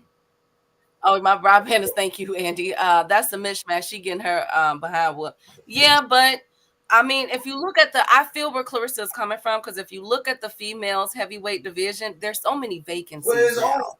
female You know what I'm saying? Like, Key, there's only 8 female heavyweights out there. It's only 8 of them. well, what we want to see, Clarissa go down and fight Amanda Serrano. No. The fuck? Well, then who do y'all want to see? I mean, oh, what about what's my One girl more. name? She's not Shadasia Green, the one who wear the Franchon Cruz. Remember, I would like to see that. That was their first fights against each other. Their first fight in boxing was against each other. I know. I would like to see that rematch. I said. Yeah, I feel like Franchon done grew a lot since that first fight. But we seen what Franchon, Savannah Marshall beat the shit out of Franchon. And Clarissa made that shit look easy. I want to see Shadasia Green because honestly, Shadasia is much better than what she looked like when she fought Franchon. It was just like she got stage fright or something. I don't know what the fuck happened. But Shadasia has power. And I would love to see Clarissa try to go pound for pound with that girl. You feel me, Key? Mm-hmm. I would like to see them go power for power because Clarissa always talking about how she got grown man power. Okay, get in there with this girl right here. She motherfucking she CrossFit, cross training. If you know what I mean. She likes to go the other route. So you say you want to fight a man? This is the closest thing you can get to fighting a man in the ring. Absolutely. Absolutely. Well, I'm excited about this one. Also up on women's boxing, we're gonna get another trilogy, Lord Jesus, or a rematch, excuse me, with the third fight with the girl she fighting now to say ain't got but like 4 fights and she's like 50 years old. That girl she fighting now to sit is trash. Well, the one for the IBF for the women, they're going to order the third fight between Sharetta Metcalf versus Yoshida. Now Yoshida protested that fight, even though Metcalf had won a unanimous decision, which I felt as though Metcalf did win that fight. Yoshida was not happy with the turnout. So the IBF have just ordered a third fight for that. So be looking out for that trilogy to be announced in women boxing. I want to make sure that this year I put more of a spotlight on these women boxing. Yeah, on these fighters. Hey, yeah, I think she's really trash, 2 Cent. Honestly, I mean, it ain't but 5, 6 female heavyweight fighters out there. Hey, can I get 4 people in the Cash App or the PayPal support the grind for the day? Can we get 4 people to support the grind? I need 4 people to support the grind, please. Hey JA, good to see you, King. Shout out to Speaking K.A. of Dixon in the building. trash, now in response to Bill Haney after he put out that post about fighters not being enrolled in VADA, Rolly Romero's team has came out and submitted the paperwork of VADA testing for his fight against Ryan Garcia, and it is said that he's been enrolled in VADA for the past couple weeks, so they don't understand or know why Bill Haney would even bring them into this situation. I told you, Since that, Bill was having one of them coke parties allegedly, and he was on his Oscar shit. Key, you know how when them boys be skiing, they just start saying any damn thing, and that's what Bill was doing. He was skied up, geeked up. oh my God. But since then, Bill Haney has took down that post. He deleted that post because He of the felt stupid. severe. Because he felt stupid, dumbass. It was the severe backlash that he had received, and Rolly Romero's team has reached out and submitted that they have been in testing.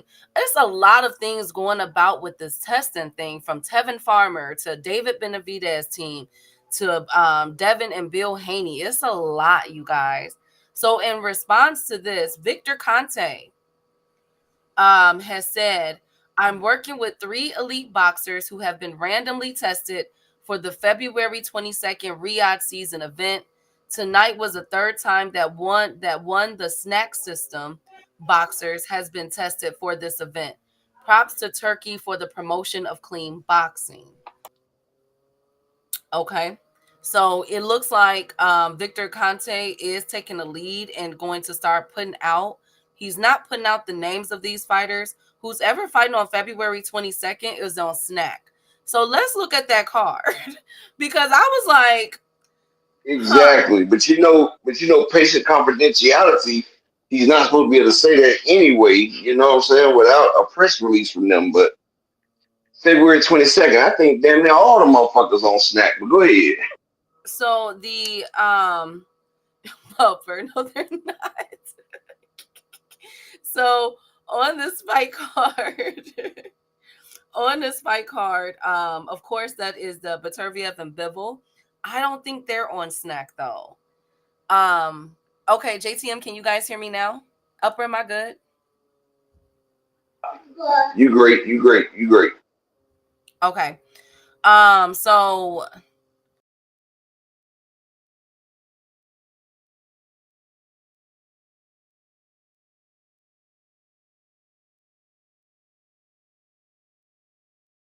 oh shoot.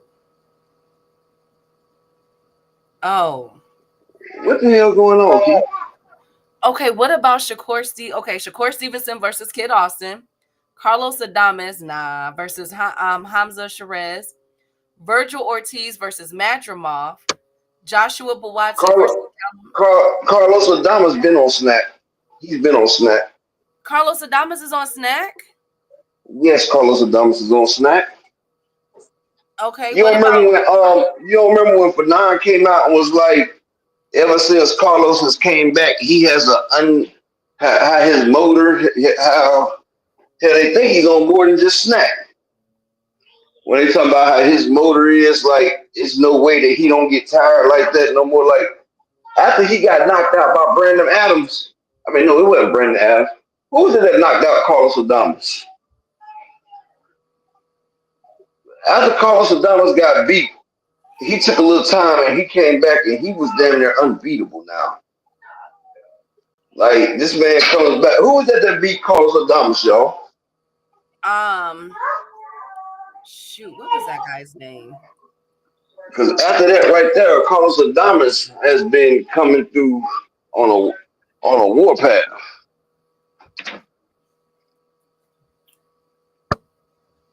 Okay, shoot. I didn't know that Sean Porter was on Snack. Interesting. Can you guys hear me? I'm good. Press 1. All things. I know. Boo Boo was on Snack. Mario Barrios is on Snack. Caleb Plant Yeah, is we on. can hear you good. We can hear you good. We can hear you Okay, good. Caleb Plant is on Snack. But on this fight card, who was he referring to? He said he has 3 fighters. So Oh you yeah, said Texteria. Yeah, that's the dude Texteria that beat him. The Spanish guy that beat him and came back and got his ass whooped. okay. So, But but on this fight card, introduce Snack to Bud. Oh, okay, Windy City. But who on this fight card? Shakur versus Kid Austin. Do we think that they're on Snack? I He said he think got ain't 3 fighters. Shakur yeah, Shakur's on Snack. I thought he's not on Snack anymore. His last few fights, he wasn't wearing Snack on his trunks. Okay, but he's back on Snack for Kid Austin. Yes, sir. Shakur on Snack right now. Mm. And I know Buatsi's on Snack. Joshua Buatsi's on Snack. I don't know if Kid Austin is on Snack. I don't know. Yes, I know, Boo Boo. I know Boo Boo's on Snack. Lord. I just wonder. I wonder. Well, I guess we'll see the tall tale. Um, we'll You see know the something tall key? one. It's more than 3 people. It's more than 3 people on that card that's on Snack. He said there's only 3 elite people on Snack. It's a couple people on that. That's a Snack card. Cause I'm looking, there's a few of them people on Snack. Shiraz is on Snack. Hamza Shiraz is on Snack. So this is a Snack card, but 3 of them is elite.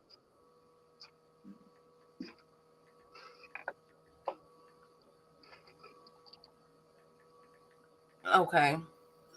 And Shakur, is the WBC rehydration thing the real deal? That's what they're saying, JA, that Shakur and Floyd and Kid Austin Jr. cannot rehydrate past a certain weight. That's what they're saying. But it was already stipulated by the WBC. I heard that the WBC is trying to hanker down on that, really get down on that. And Shakur trying to limit that boy. Shakur trying to limit that boy's power. Well, let's That's speak that of is key. power. Well, let's speaking of power, Upper. Shakur Stevenson, Kid Austin Sr. Has did a video being petty and said that Shakur has had to call on all the greats. So Shakur posted a video or a He picture is though. of him I don't sparring. understand that though. He's sparring Sean Porter. He's in the ring. I think with Andre Ward was there, but Floyd Crawford, Mayweather. Floyd Mayweather. So he's like, you need all of these people for me. What do y'all think about that? Because that's like making its rounds. Hey, I want to say something about that though, Key. I'm like, damn, my nigga, like you don't pull out everybody. Like, are you that nervous that you pulling out everybody for this young buck right here, a prospect? Like, if we really think about it, this might be the most dangerous fight that Shakur has had. A young athletic black brother. The same thing that they said about Tank and Frank Martin. A young, slick, athletic black fighter. Now, Kid Austin ain't slick, but he's young, he's powerful, he's fast. Like Shakur is actually nervous about this fight, Key, because he know this boy can clip him.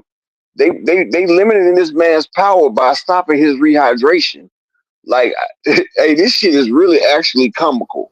This man's bringing out Floyd Mayweather, Andre Ward, Terrence Crawford, motherfucking like he's bringing out all the greats to get some tips to fight Kid Austin. Like, this is embarrassing. Well, I wonder what is really going on. You should go straight after this fight right here. You need to go straight into a damn unification with Tank. Shit, you need to go straight into a unification with Tank after this shit. Absolutely. He's sparring everybody from Keyshawn Davis to Bud to Floyd.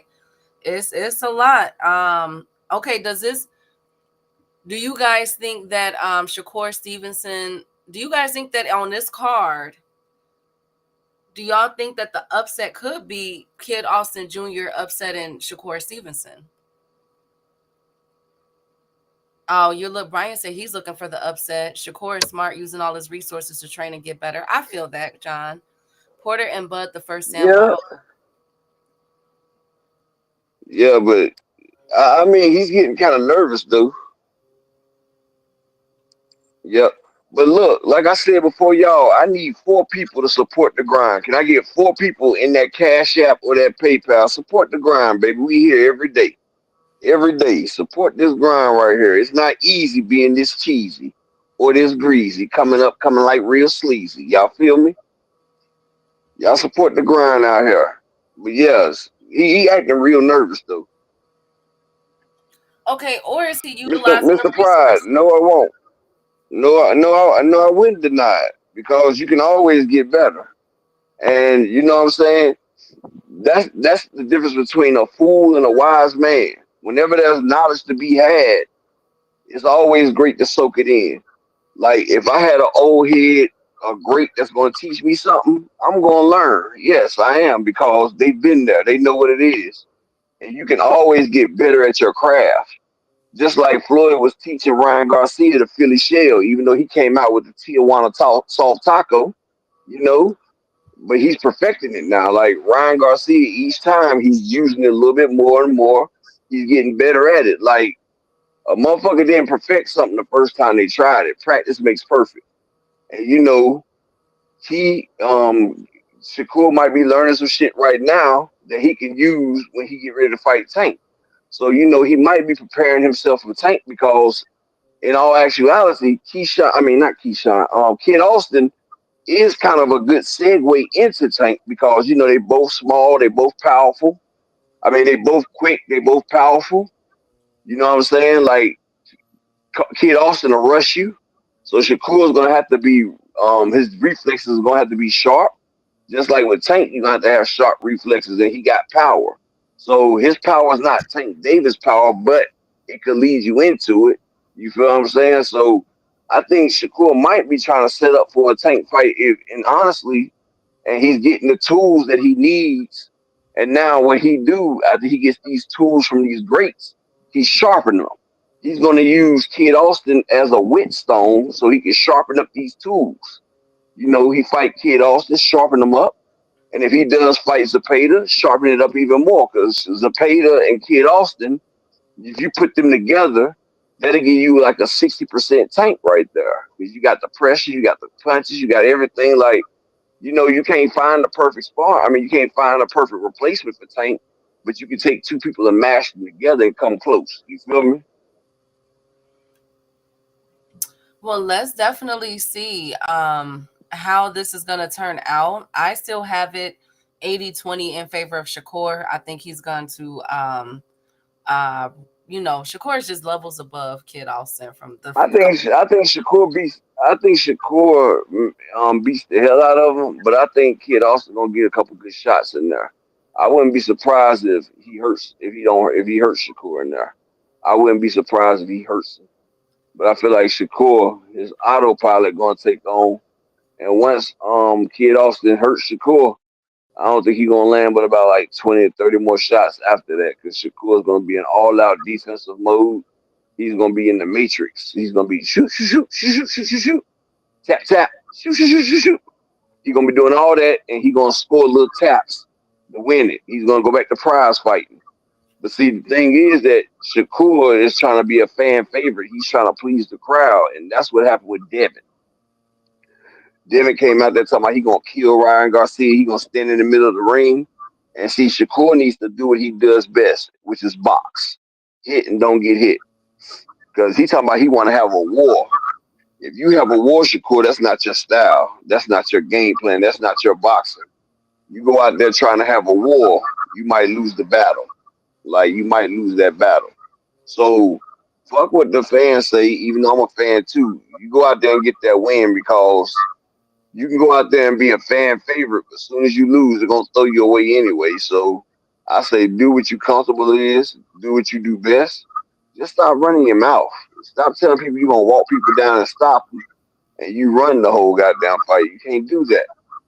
You can't do that. That makes you a hypocrite, and that opens yourself up for criticism. See, if Shakur didn't say all that shit that he been saying, a motherfucker knew what Shakur, like, bro, before we knew what Shakur was. We knew Shakur was a great defensive fighter that's going to go out there. You're not going to land on him. He going to make you look stupid and he going to beat you. And people was happy with that. We was okay with that, Key. Like,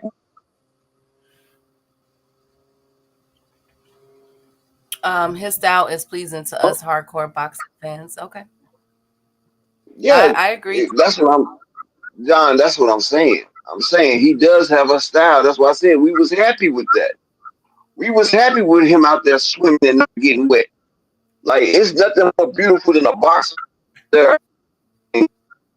Pool, and ain't got nothing water You're on going it. in and out, Upper.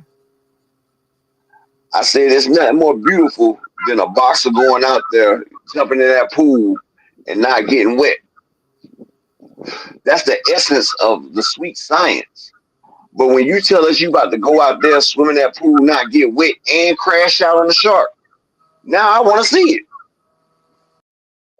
When you telling me you about to put a nigga to sleep, you about to walk him down, now you told me that, I want to see it. Don't tell me you're going to do something and don't do it. Because then when you do that, you become a liar. And you offered us a lie and we didn't ask for it. Like, you should just went out there, do what you do best. But that jealousy and envy of him, he has to be seen, he has to be this and that. And that's what opened him up to all that criticism. Like, people ain't criticizing Shakur when he was out there beating Valdez, when he was beating Heron, when he was beating people. Because, you know, he was beating people the way he beat people. Like, he beat Nakathila. You know what I'm saying? He was beating people.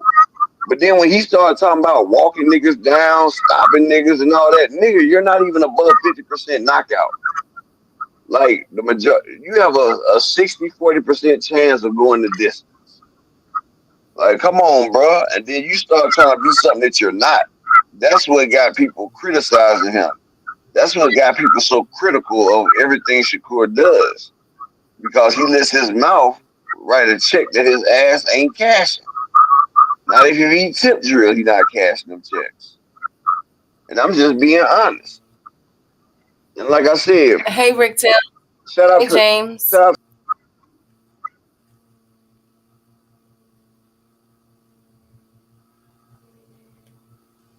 out That's why Tank is more exciting. Tell what round he's gonna knock you out and he do it. Absolutely, Brian. I wouldn't call him a liar. He just overpromised on ish he can't do. Well, hopefully his hands are okay. That's my most concern with Shakur Stevenson.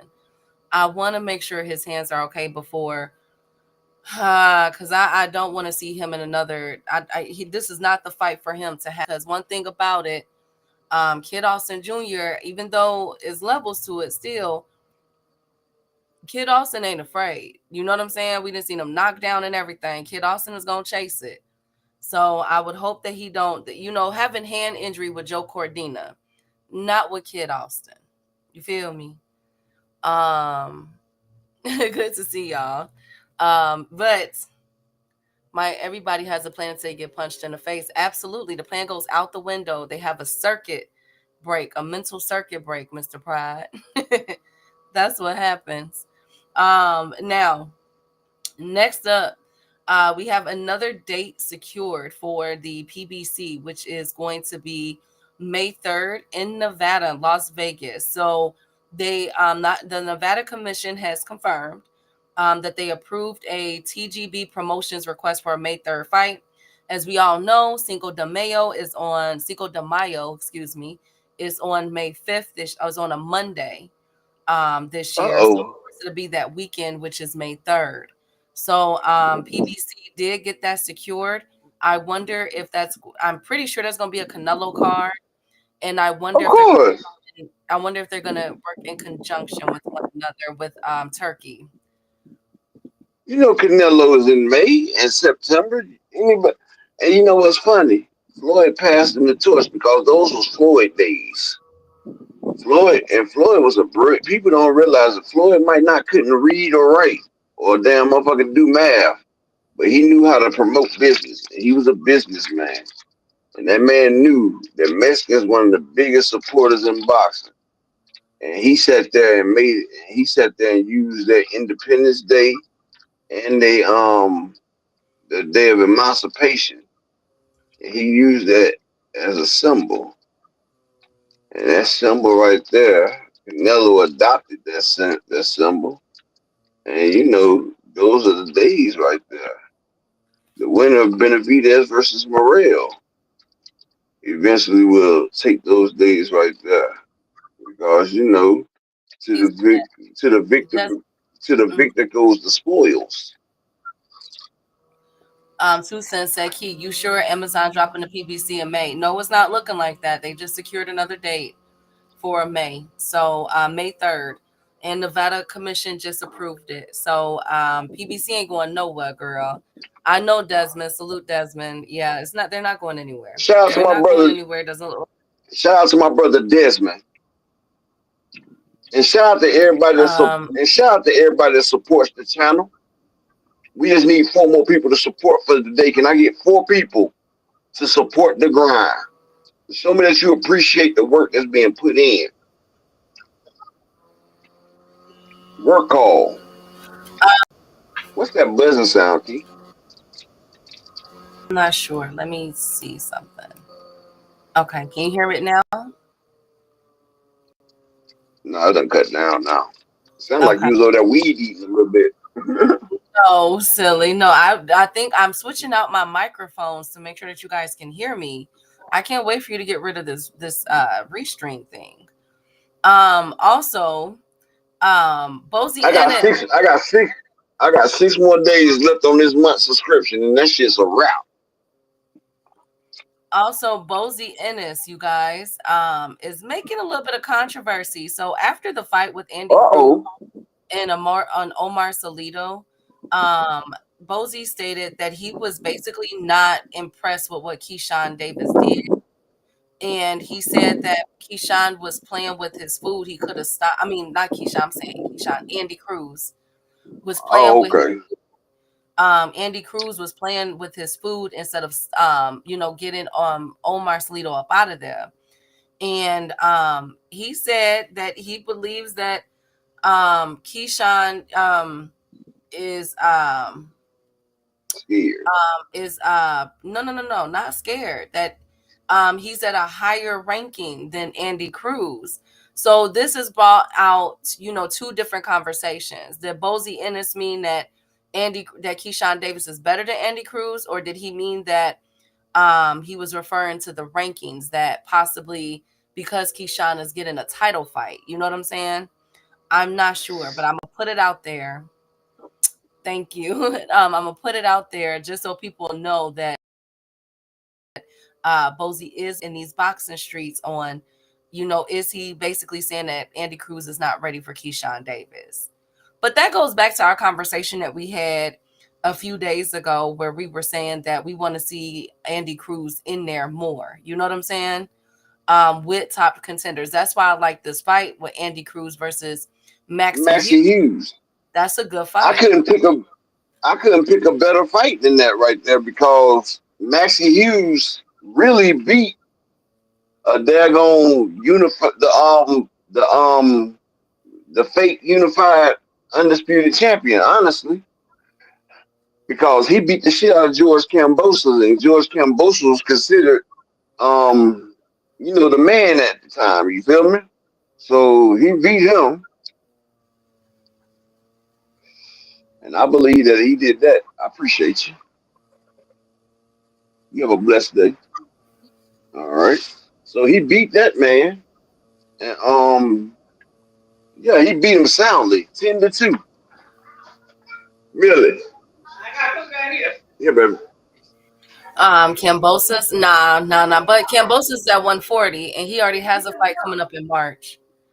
Bozy wants everyone to go to sleep, begging Boots to knock out Karen. I think Bozy, but y'all, I get where Bozy's position is, because nobody knows these fighters like Bozy. They're in the gym. Yeah, you don't get paid for overtime.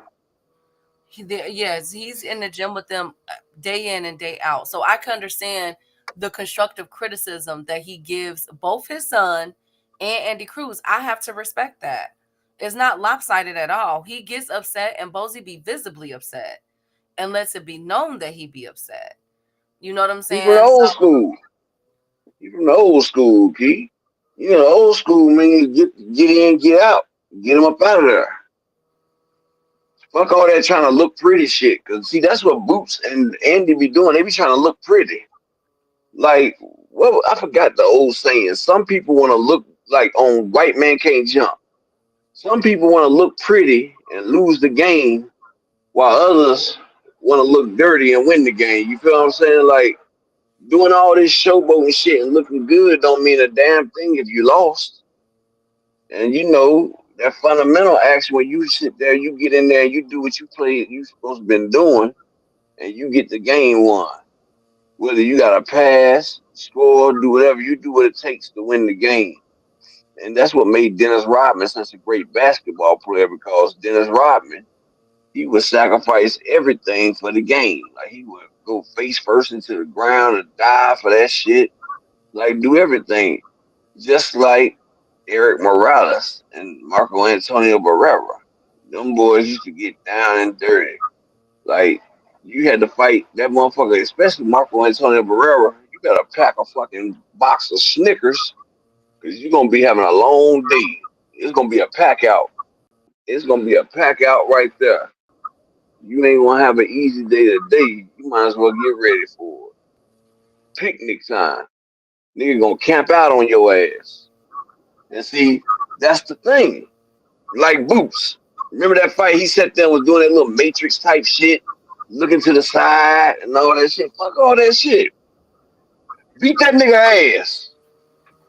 Go to the body. See, motherfuckers want to look good throwing these spectacular headshots and playing to the crowd. Fuck all that. Beat the body up.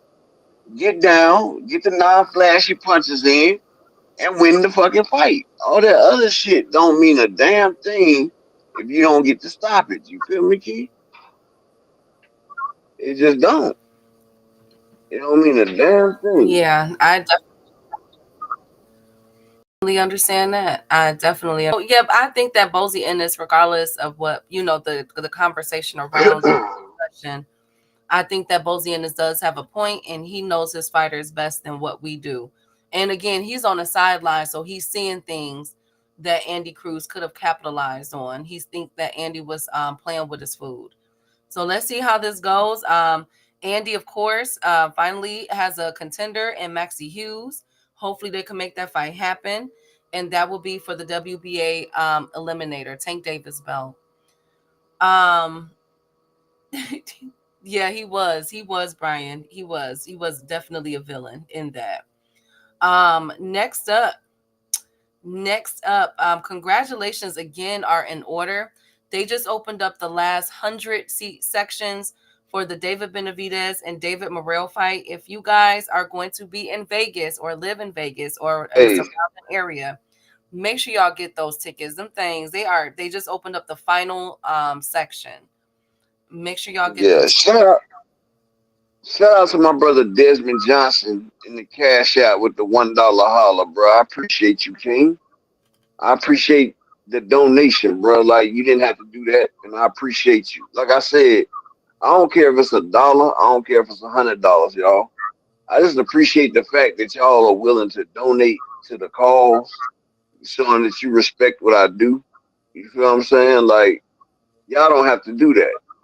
But for the ones that do it, it is graciously appreciated. Even though a lot of people don't care, I do.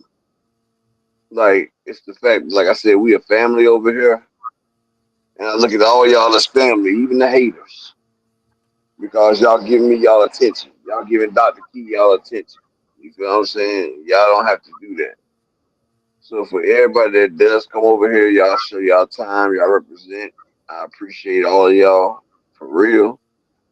And like, it's playback game, so y'all too. My brother Edward Votan. I ain't seen him in a minute, but I know he comes through. Because, that's the type of thing that Edward Votan do. You feel me? So I actually just need 3 more people to support the grind for the day. And it would be greatly appreciated if y'all do support the grind. So thank you for all of y'all, for everything y'all have done for the last few years.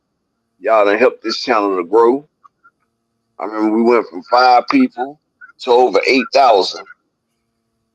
And this year, I'm trying to at least reach 50 or at least 100. But it starts here. It starts with y'all. And without y'all, this channel does nothing. So like I said, I appreciate all of y'all that's come through and looked out. And like I said, I do anything I can to help any of y'all. Anything y'all need that I can provide, I will help y'all. Because I look at this like a family.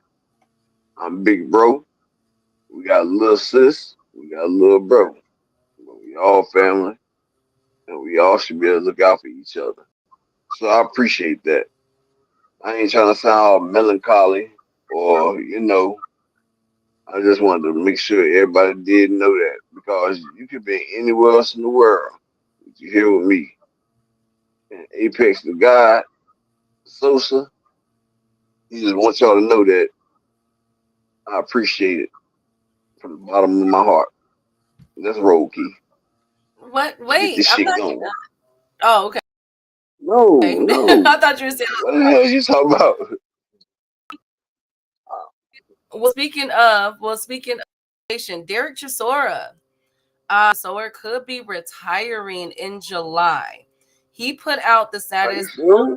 He said the O2 nights, yes, in July were emotional. Now it's time to say goodbye to Manchester for my last dance in the UK. So people are wondering if that's it overall or if he's just done with the United Kingdom. I know Derek Chisora from the UK and everything. So I wonder if he's hanging it up. I wonder if Derek Chisora is done, y'all. If that's so he is battling. Let me make sure. I want to get the name right. He is battling Otto Wallin, and it's called the last. Ooh, It's called the Last Dance, and it's in ooh. February 8th, 2025 in the UK. Um, Obviously, I'm not going, for obvious reasons. But I wonder if this is it. I wonder after this fight in February. I wonder if Derek Chisora is hanging it up, y'all. If that is hell of a Well, career, if that is the case, thank you, Derek Chisora, for all of your, for everything. thank you for everything you've given us. And I greatly appreciate the fact that you were able to share this opponent and this sport and this title. Um, Alright. Another one is Bud Crawford. So, speaking of opponents, Bud Crawford is not looking like he's going to get a tune-up before he faces Canelo in September. So, if you guys don't know, Bud Crawford, from my understanding, is still nursing an injury. What that injury is, I'm not sure about that. But he's nursing an injury and slowly but surely getting back into the ring. He's been pictured and videotaped him hitting the bags and everything, but it's looking like he wants all of his aggression and his skill set only for Canelo and their potential September bout. How do we feel about this? Like, do you guys think, because Canelo's gonna get that look in May? That's out of the question. Canelo's gonna get that look in May. Do y'all think it's wise for Bud not to chase a tune-up? I think Um, so. I think so. I really think that'd be a tune up. so I you don't mean, think like, that you don't think that he should like at first fight somebody at a catch weight 164 or something like that, like Jamal did first, to see if his weight is okay, or you think he should just wait for everything in September? shit, honestly, he's done got older. And when you start getting older, Key, and I realized this as you start to get older, it's hard for your body to heal. It's hard for you to recover. It's hard for you to go out there and do the things that you used to come. I'm sorry, but that's the way that shit is, honestly. So he Yep. fight Canelo off of a long layoff and injury. I'm calling cap. That's what he said. He doesn't he does not want a tune up. He doesn't want a tune up. And Turkey said back in December that Bud was injured. Now I did see Bud hitting the body bag and everything. So I assume that he's back in the gym, but he's not fighting until September. So that will be a year and 1 month that Bud has ring. A year and 1 month. If he goes with the September fight. No, a year. I said a year. Yeah. No. He fought Majimov what? August. Let me see. Let me see when did let me see. When did Bud fight Majimov? August what? Bud fought Matt August 3rd. So it'll be a year and 1 month because the fight is supposed to be September 3rd, if I'm not mistaken. So yeah, it'll be a year and 1 month that Bud's been out the ring. Sounds like somebody cycling off. Come on, y'all. Hey, Juice Lee. Concentrate on Canelo and train for Canelo. Yeah, I think so. I think that's a good way to go. But for Bud versus Canelo, Bud only fights once a year so he can get all them steroids. Oh, what is going on with y'all talking about steroids so much? What happened, friends? That's what people are doing. Why Though. y'all think that Bud is on steroids? Why was y'all not? He's not though. Like, I'm sorry, but I mean, if it look like a duck and it quacks like a duck and it tastes like a duck, well, it ain't no motherfucking chicken. So yeah, Well, I'm just wondering. I'm curious. I wonder will he be I wonder will he be ready for that's a lot, y'all. Going well, I mean, but I can't even say anything because Jamel Charlo did it too. Jamel was out of the ring for what, like a year before he fought Canelo. I mean, hey, and he was coming off an injury. Remember, Jamel Charlo broke his hand, so we can't. Nah, we got to call it. We got to call it even now. All things, Desmond, Ja, we got to call it even now, friends. We got to call it even. Come on now, we got to call a spade on this. Oh, come on, y'all. Come on, Akilo. Salute Akilo, but come on, y'all. We got to call it even now. I don't think he is too, since he's never tested positive. I don't know. He's never tested positive. Now I will say that I don't trust Snack. I don't like what I'm hearing. But until he tests positive for it, we can't say that he's cycling. But gonna get hey Melvin there, gonna get sparked. Well, I will say this, Melvin there. If Canelo couldn't stop Jamel Charlo because Jamel got on his bike, I think Bud would try the same thing. So I don't know if he's gonna get stopped. Gonna stop him, but I could see Canelo box. I wonder will we ever see Bud get dropped in this fight? That's what's so interesting. goddamn right he is. Bud is getting dropped. Canelo hits way harder than Mean Machine. He hits harder than Gamboa. And Canelo is a small, compacted little piece of shit. I'm sorry.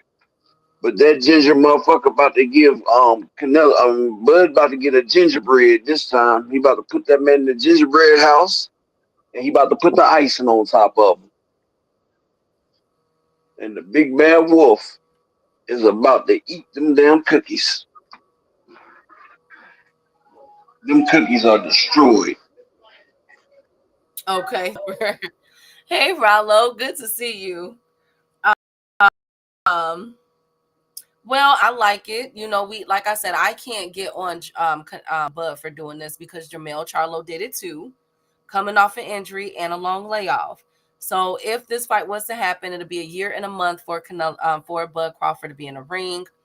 Now to move up from 154 and go straight up at 168, I gotta see it. I'm actually I really want this fight. I'm so tired of talking about it.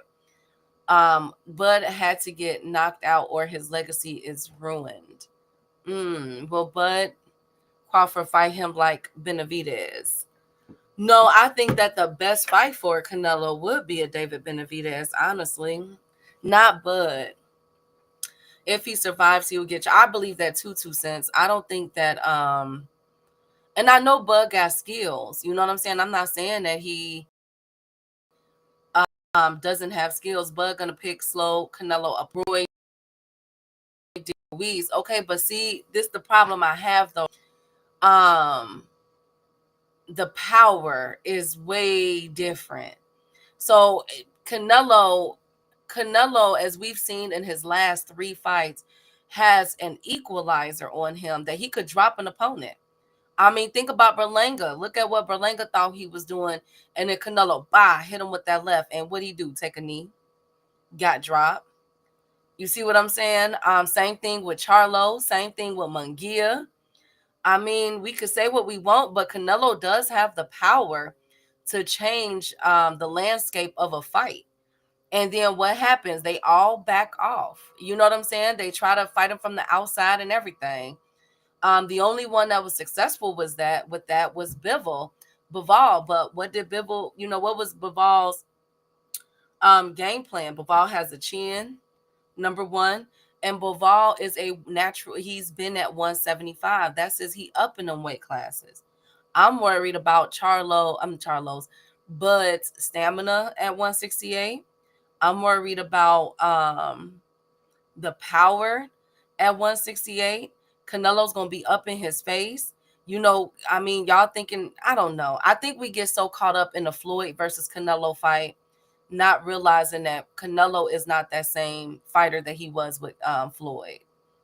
You know what I'm saying? Both of them have matured, Bud and Canelo. Bud, all these Bud on false PED accusations are Arrow fans making excuses why Arrow's lost. Hey, Arrow didn't make no excuse. I ain't making no excuse. It's obvious. One fight a year and he keeps getting stronger. I mean, but is he though? Because with Madrimov, I didn't see that. Now, to be honest with y'all, I'm low-key rooting for Bud Crawford. You know what I'm saying? I low-key am rooting for Bud. But I'm going to call it spade to spade. Just everything that I've seen with these fighters going up and up in their weight classes. I'm not sure. Bud Crawford would try to bang with Canelo, and that's a no-no. No, I don't think so. I think Bud will probably try to stick and move and try to use his feet. But again, you know who else did that? Frank Martin. Frank was, giving everything he could to Tank. But Tank's short chest and stomach punches was the equalizer that got that after the fourth, and it was lights out. Frank was asleep. So Canelo would use that same approach. You know what I'm saying? Like, okay, you see that he swinging. You just need your couple shots to connect to slow Bud down. That's not his weight. So I wonder if that is. What boxer did Canelo avoid that's like Bud?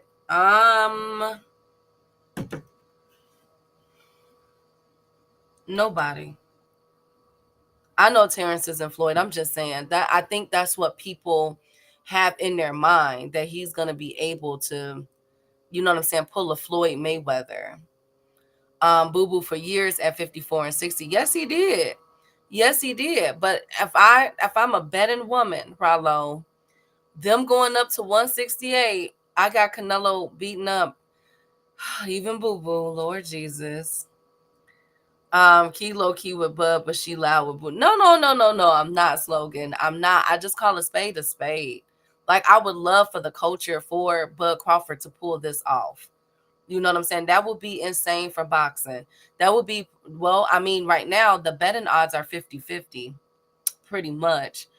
But I'm just saying, like, for the boxing culture, oh my goodness, think about it. Like, Bud, not only does he beat Canelo, but he wins this undisputed in his third weight class. What would that be? 2 weight classes above.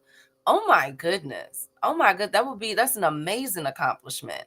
I would like to see someone do it, but do I believe that it's possible with a Canelo Alvarez? No. No, but I'm going for him because he ducking David. I hope Bud beat the stakeout. Oh Lord, Kawhi. But at 160 and 154, those were 50-50 fights. Yes, Rallo, I will agree with you. Those were 50-50 fights. I think I always favorite Boo Boo and Jamal Charlo, especially Jamal Charlo. I always thought that Jamal Charlo would be Canelo's tougher opponent at that weight class. I always thought that. I always felt like Jamal Charlo had everything to beat Canelo. I think it would have been a more impressive fight than what Floyd had, if not on par. Oh Lord, Brian, no, I'm not. And do a press conference. I feel you with that. I'm just saying, like Bud said, he ain't taking no tune-ups. He is not fighting until September, whereas we will see Canelo in May. So Bud needs to drop those belts. Absolutely, DZ, and I'm glad you said that. So Bud Crawford, by him being a champion, it's a lot of ghetto-ness going on, especially surrounding Fundora, Earl Spence, and Jamel Charlo.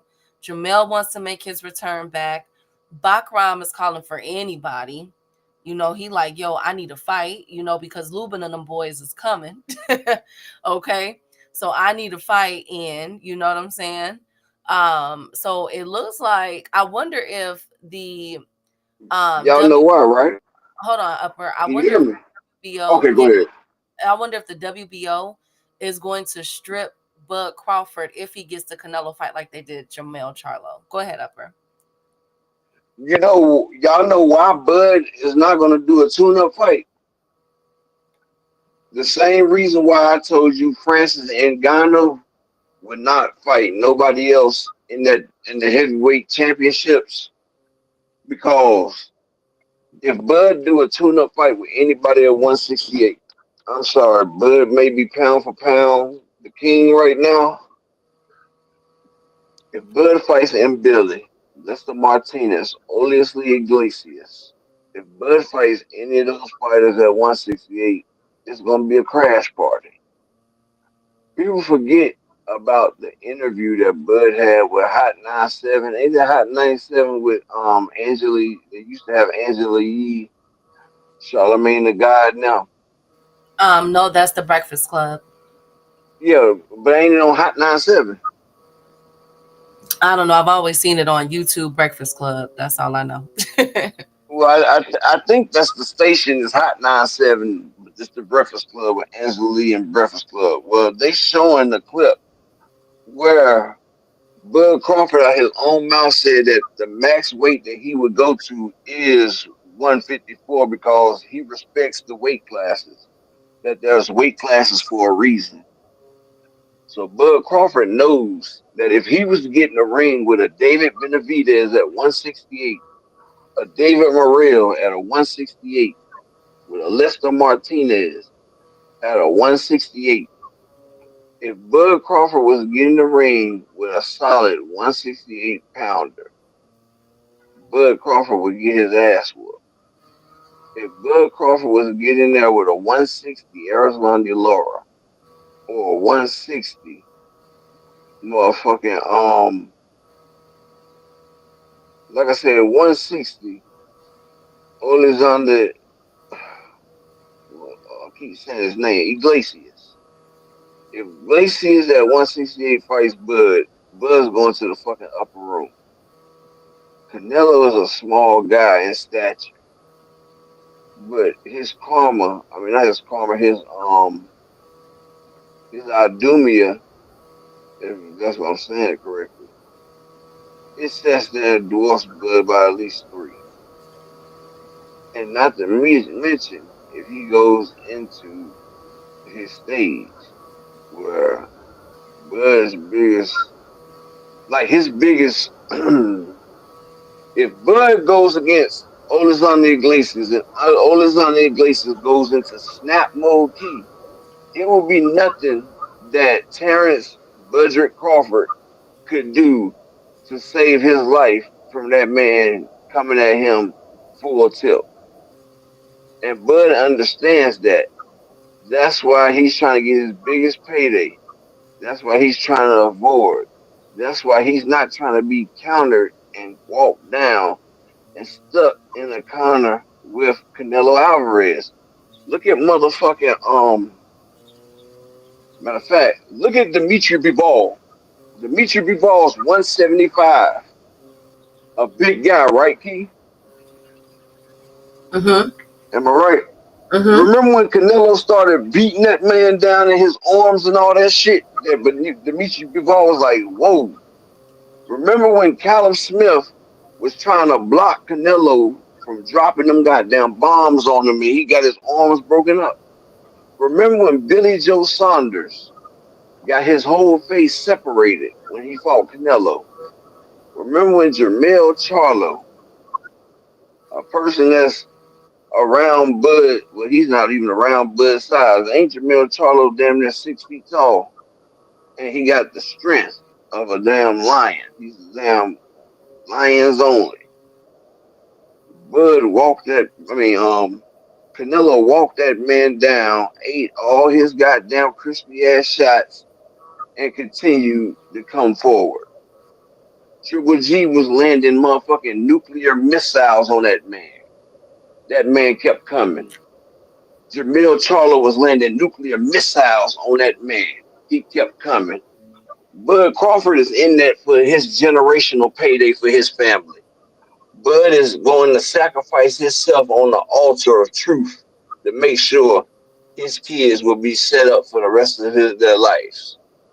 And I respect Bud for that because he's willing to take all of that to make sure his kids will be living like they supposed to live, like their father put his life on the line, just like his father put his life on the line. And that's what it is to compete in close combat sports. Is to go out there, make as money as you can while enjoying his family when he gets a chance to enjoy them. Yes, that's exactly what happens. Bubba, Huh? he said Bub will make Canelo pay every time he loads up. Mm,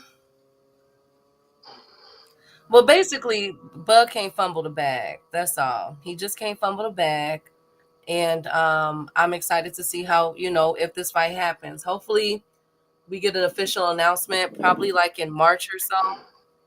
Let's see if we do that. Let's see. Oh, I also want to say I feel bad for the Ryan Garcia and Devin Haney fight on May 2nd, if it's supposed to be May 2nd on a Friday, because by PBC just buying up the May 3rd fight in Vegas, all eyes will probably be on the Canelo fight and undercard. Let's see. Let's see how they do this. But that's all I got, you guys. Upper, you got anything else? Um, yeah, let me say one more thing. Hold on, let me check the cash app real quick. I want to make sure I don't forget nobody that supported the grind. So give me 1 second, Key. Let me check it out real quick. Let me check it out real quick. Bud come in around 164 to 165. He got a shot. I think so too, Kawhi. That's why I'm like, I hope for the boxing culture, I think this would be crazy. This fight is going to be crazy if it's announced. I don't think it's going to be. Bud weighed 168 in his last fight. For a 154 fight, so he gained 14 pounds. Interesting. He gained 14 pounds the day of the fight. Came in weighing at 154 and then less than 24 hours later gained 14 pounds.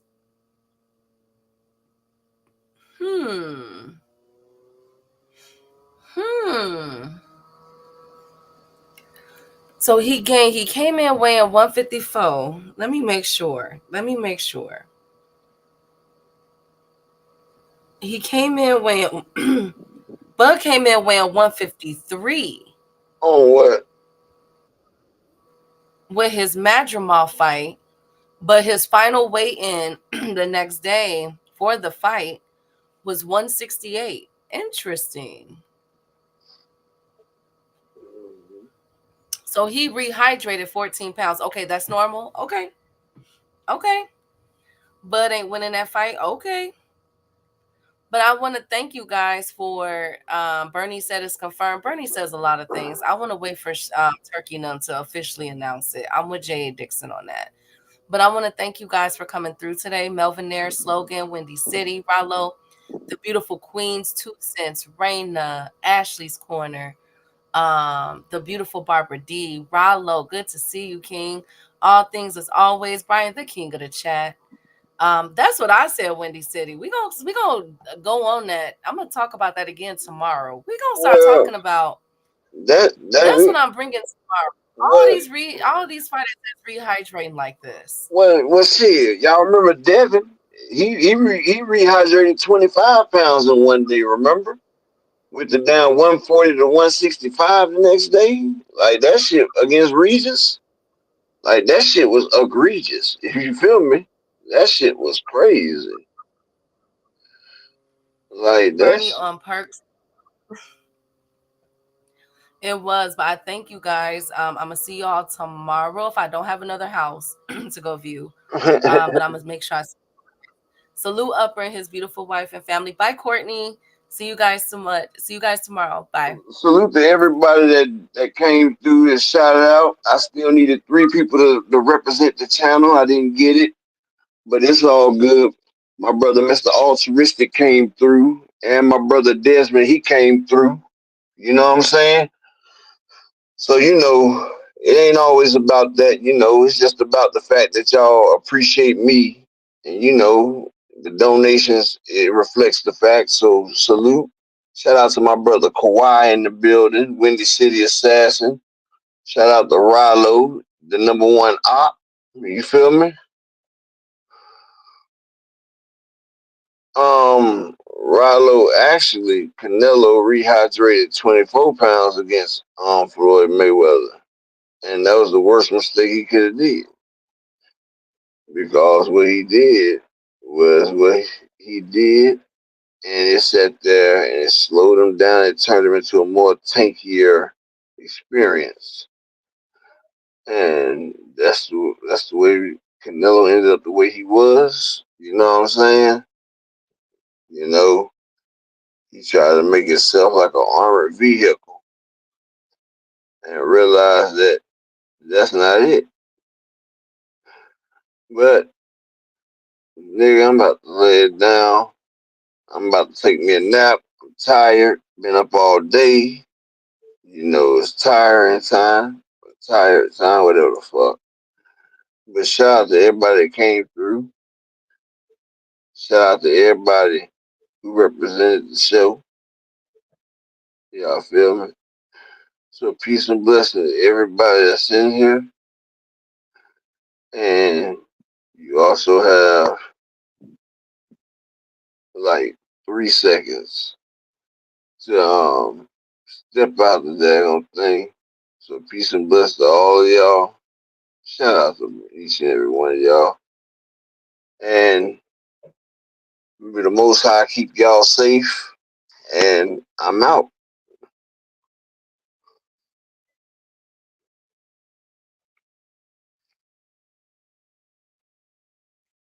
I'm in the street. He standing straight up, watch I make him lean with this pole. Would've thought he was close, how that heat made him fold. Thought it was a game, he won't think no more. His brain's gone, nigga. It be exciting when I get to striking. Guns sound like thunder, hit you like lightning. Fight for your life, we don't do no fighting. We really hit it, nigga. We worse than savage, they calling us Vikings. Police be riding, we still be sliding. Told you we hit us, remember the time. They want that smoke, bitch, I got it for 'em. They want that smoke, bitch, I got it for 'em. They want that smoke, you know I blow it. They call me Sunny Monster for a reason. I'm really tripping, leaving nigga bleeding. I get the squeeze and leave a nigga bleeding. They want that smoke, bitch, I got it for 'em. They want that smoke, bitch, I got it for 'em. They want that smoke, you know I blow it. They call me Sunny Monster for a reason. I'm really tripping, leaving nigga bleeding. I get the squeeze and leave a nigga bleeding. How about I leave them holding like the Bible? AR-15, that's a high-power rifle. A in the army and assassinate rivals. Break that shit down, nigga. AK or anybody kill it. Hop out, get the drilling and spilling. Stay on .62, gon' split 'em. FN, that's for any fuck nigga. You a plug, then I'm pulling up, nigga. You my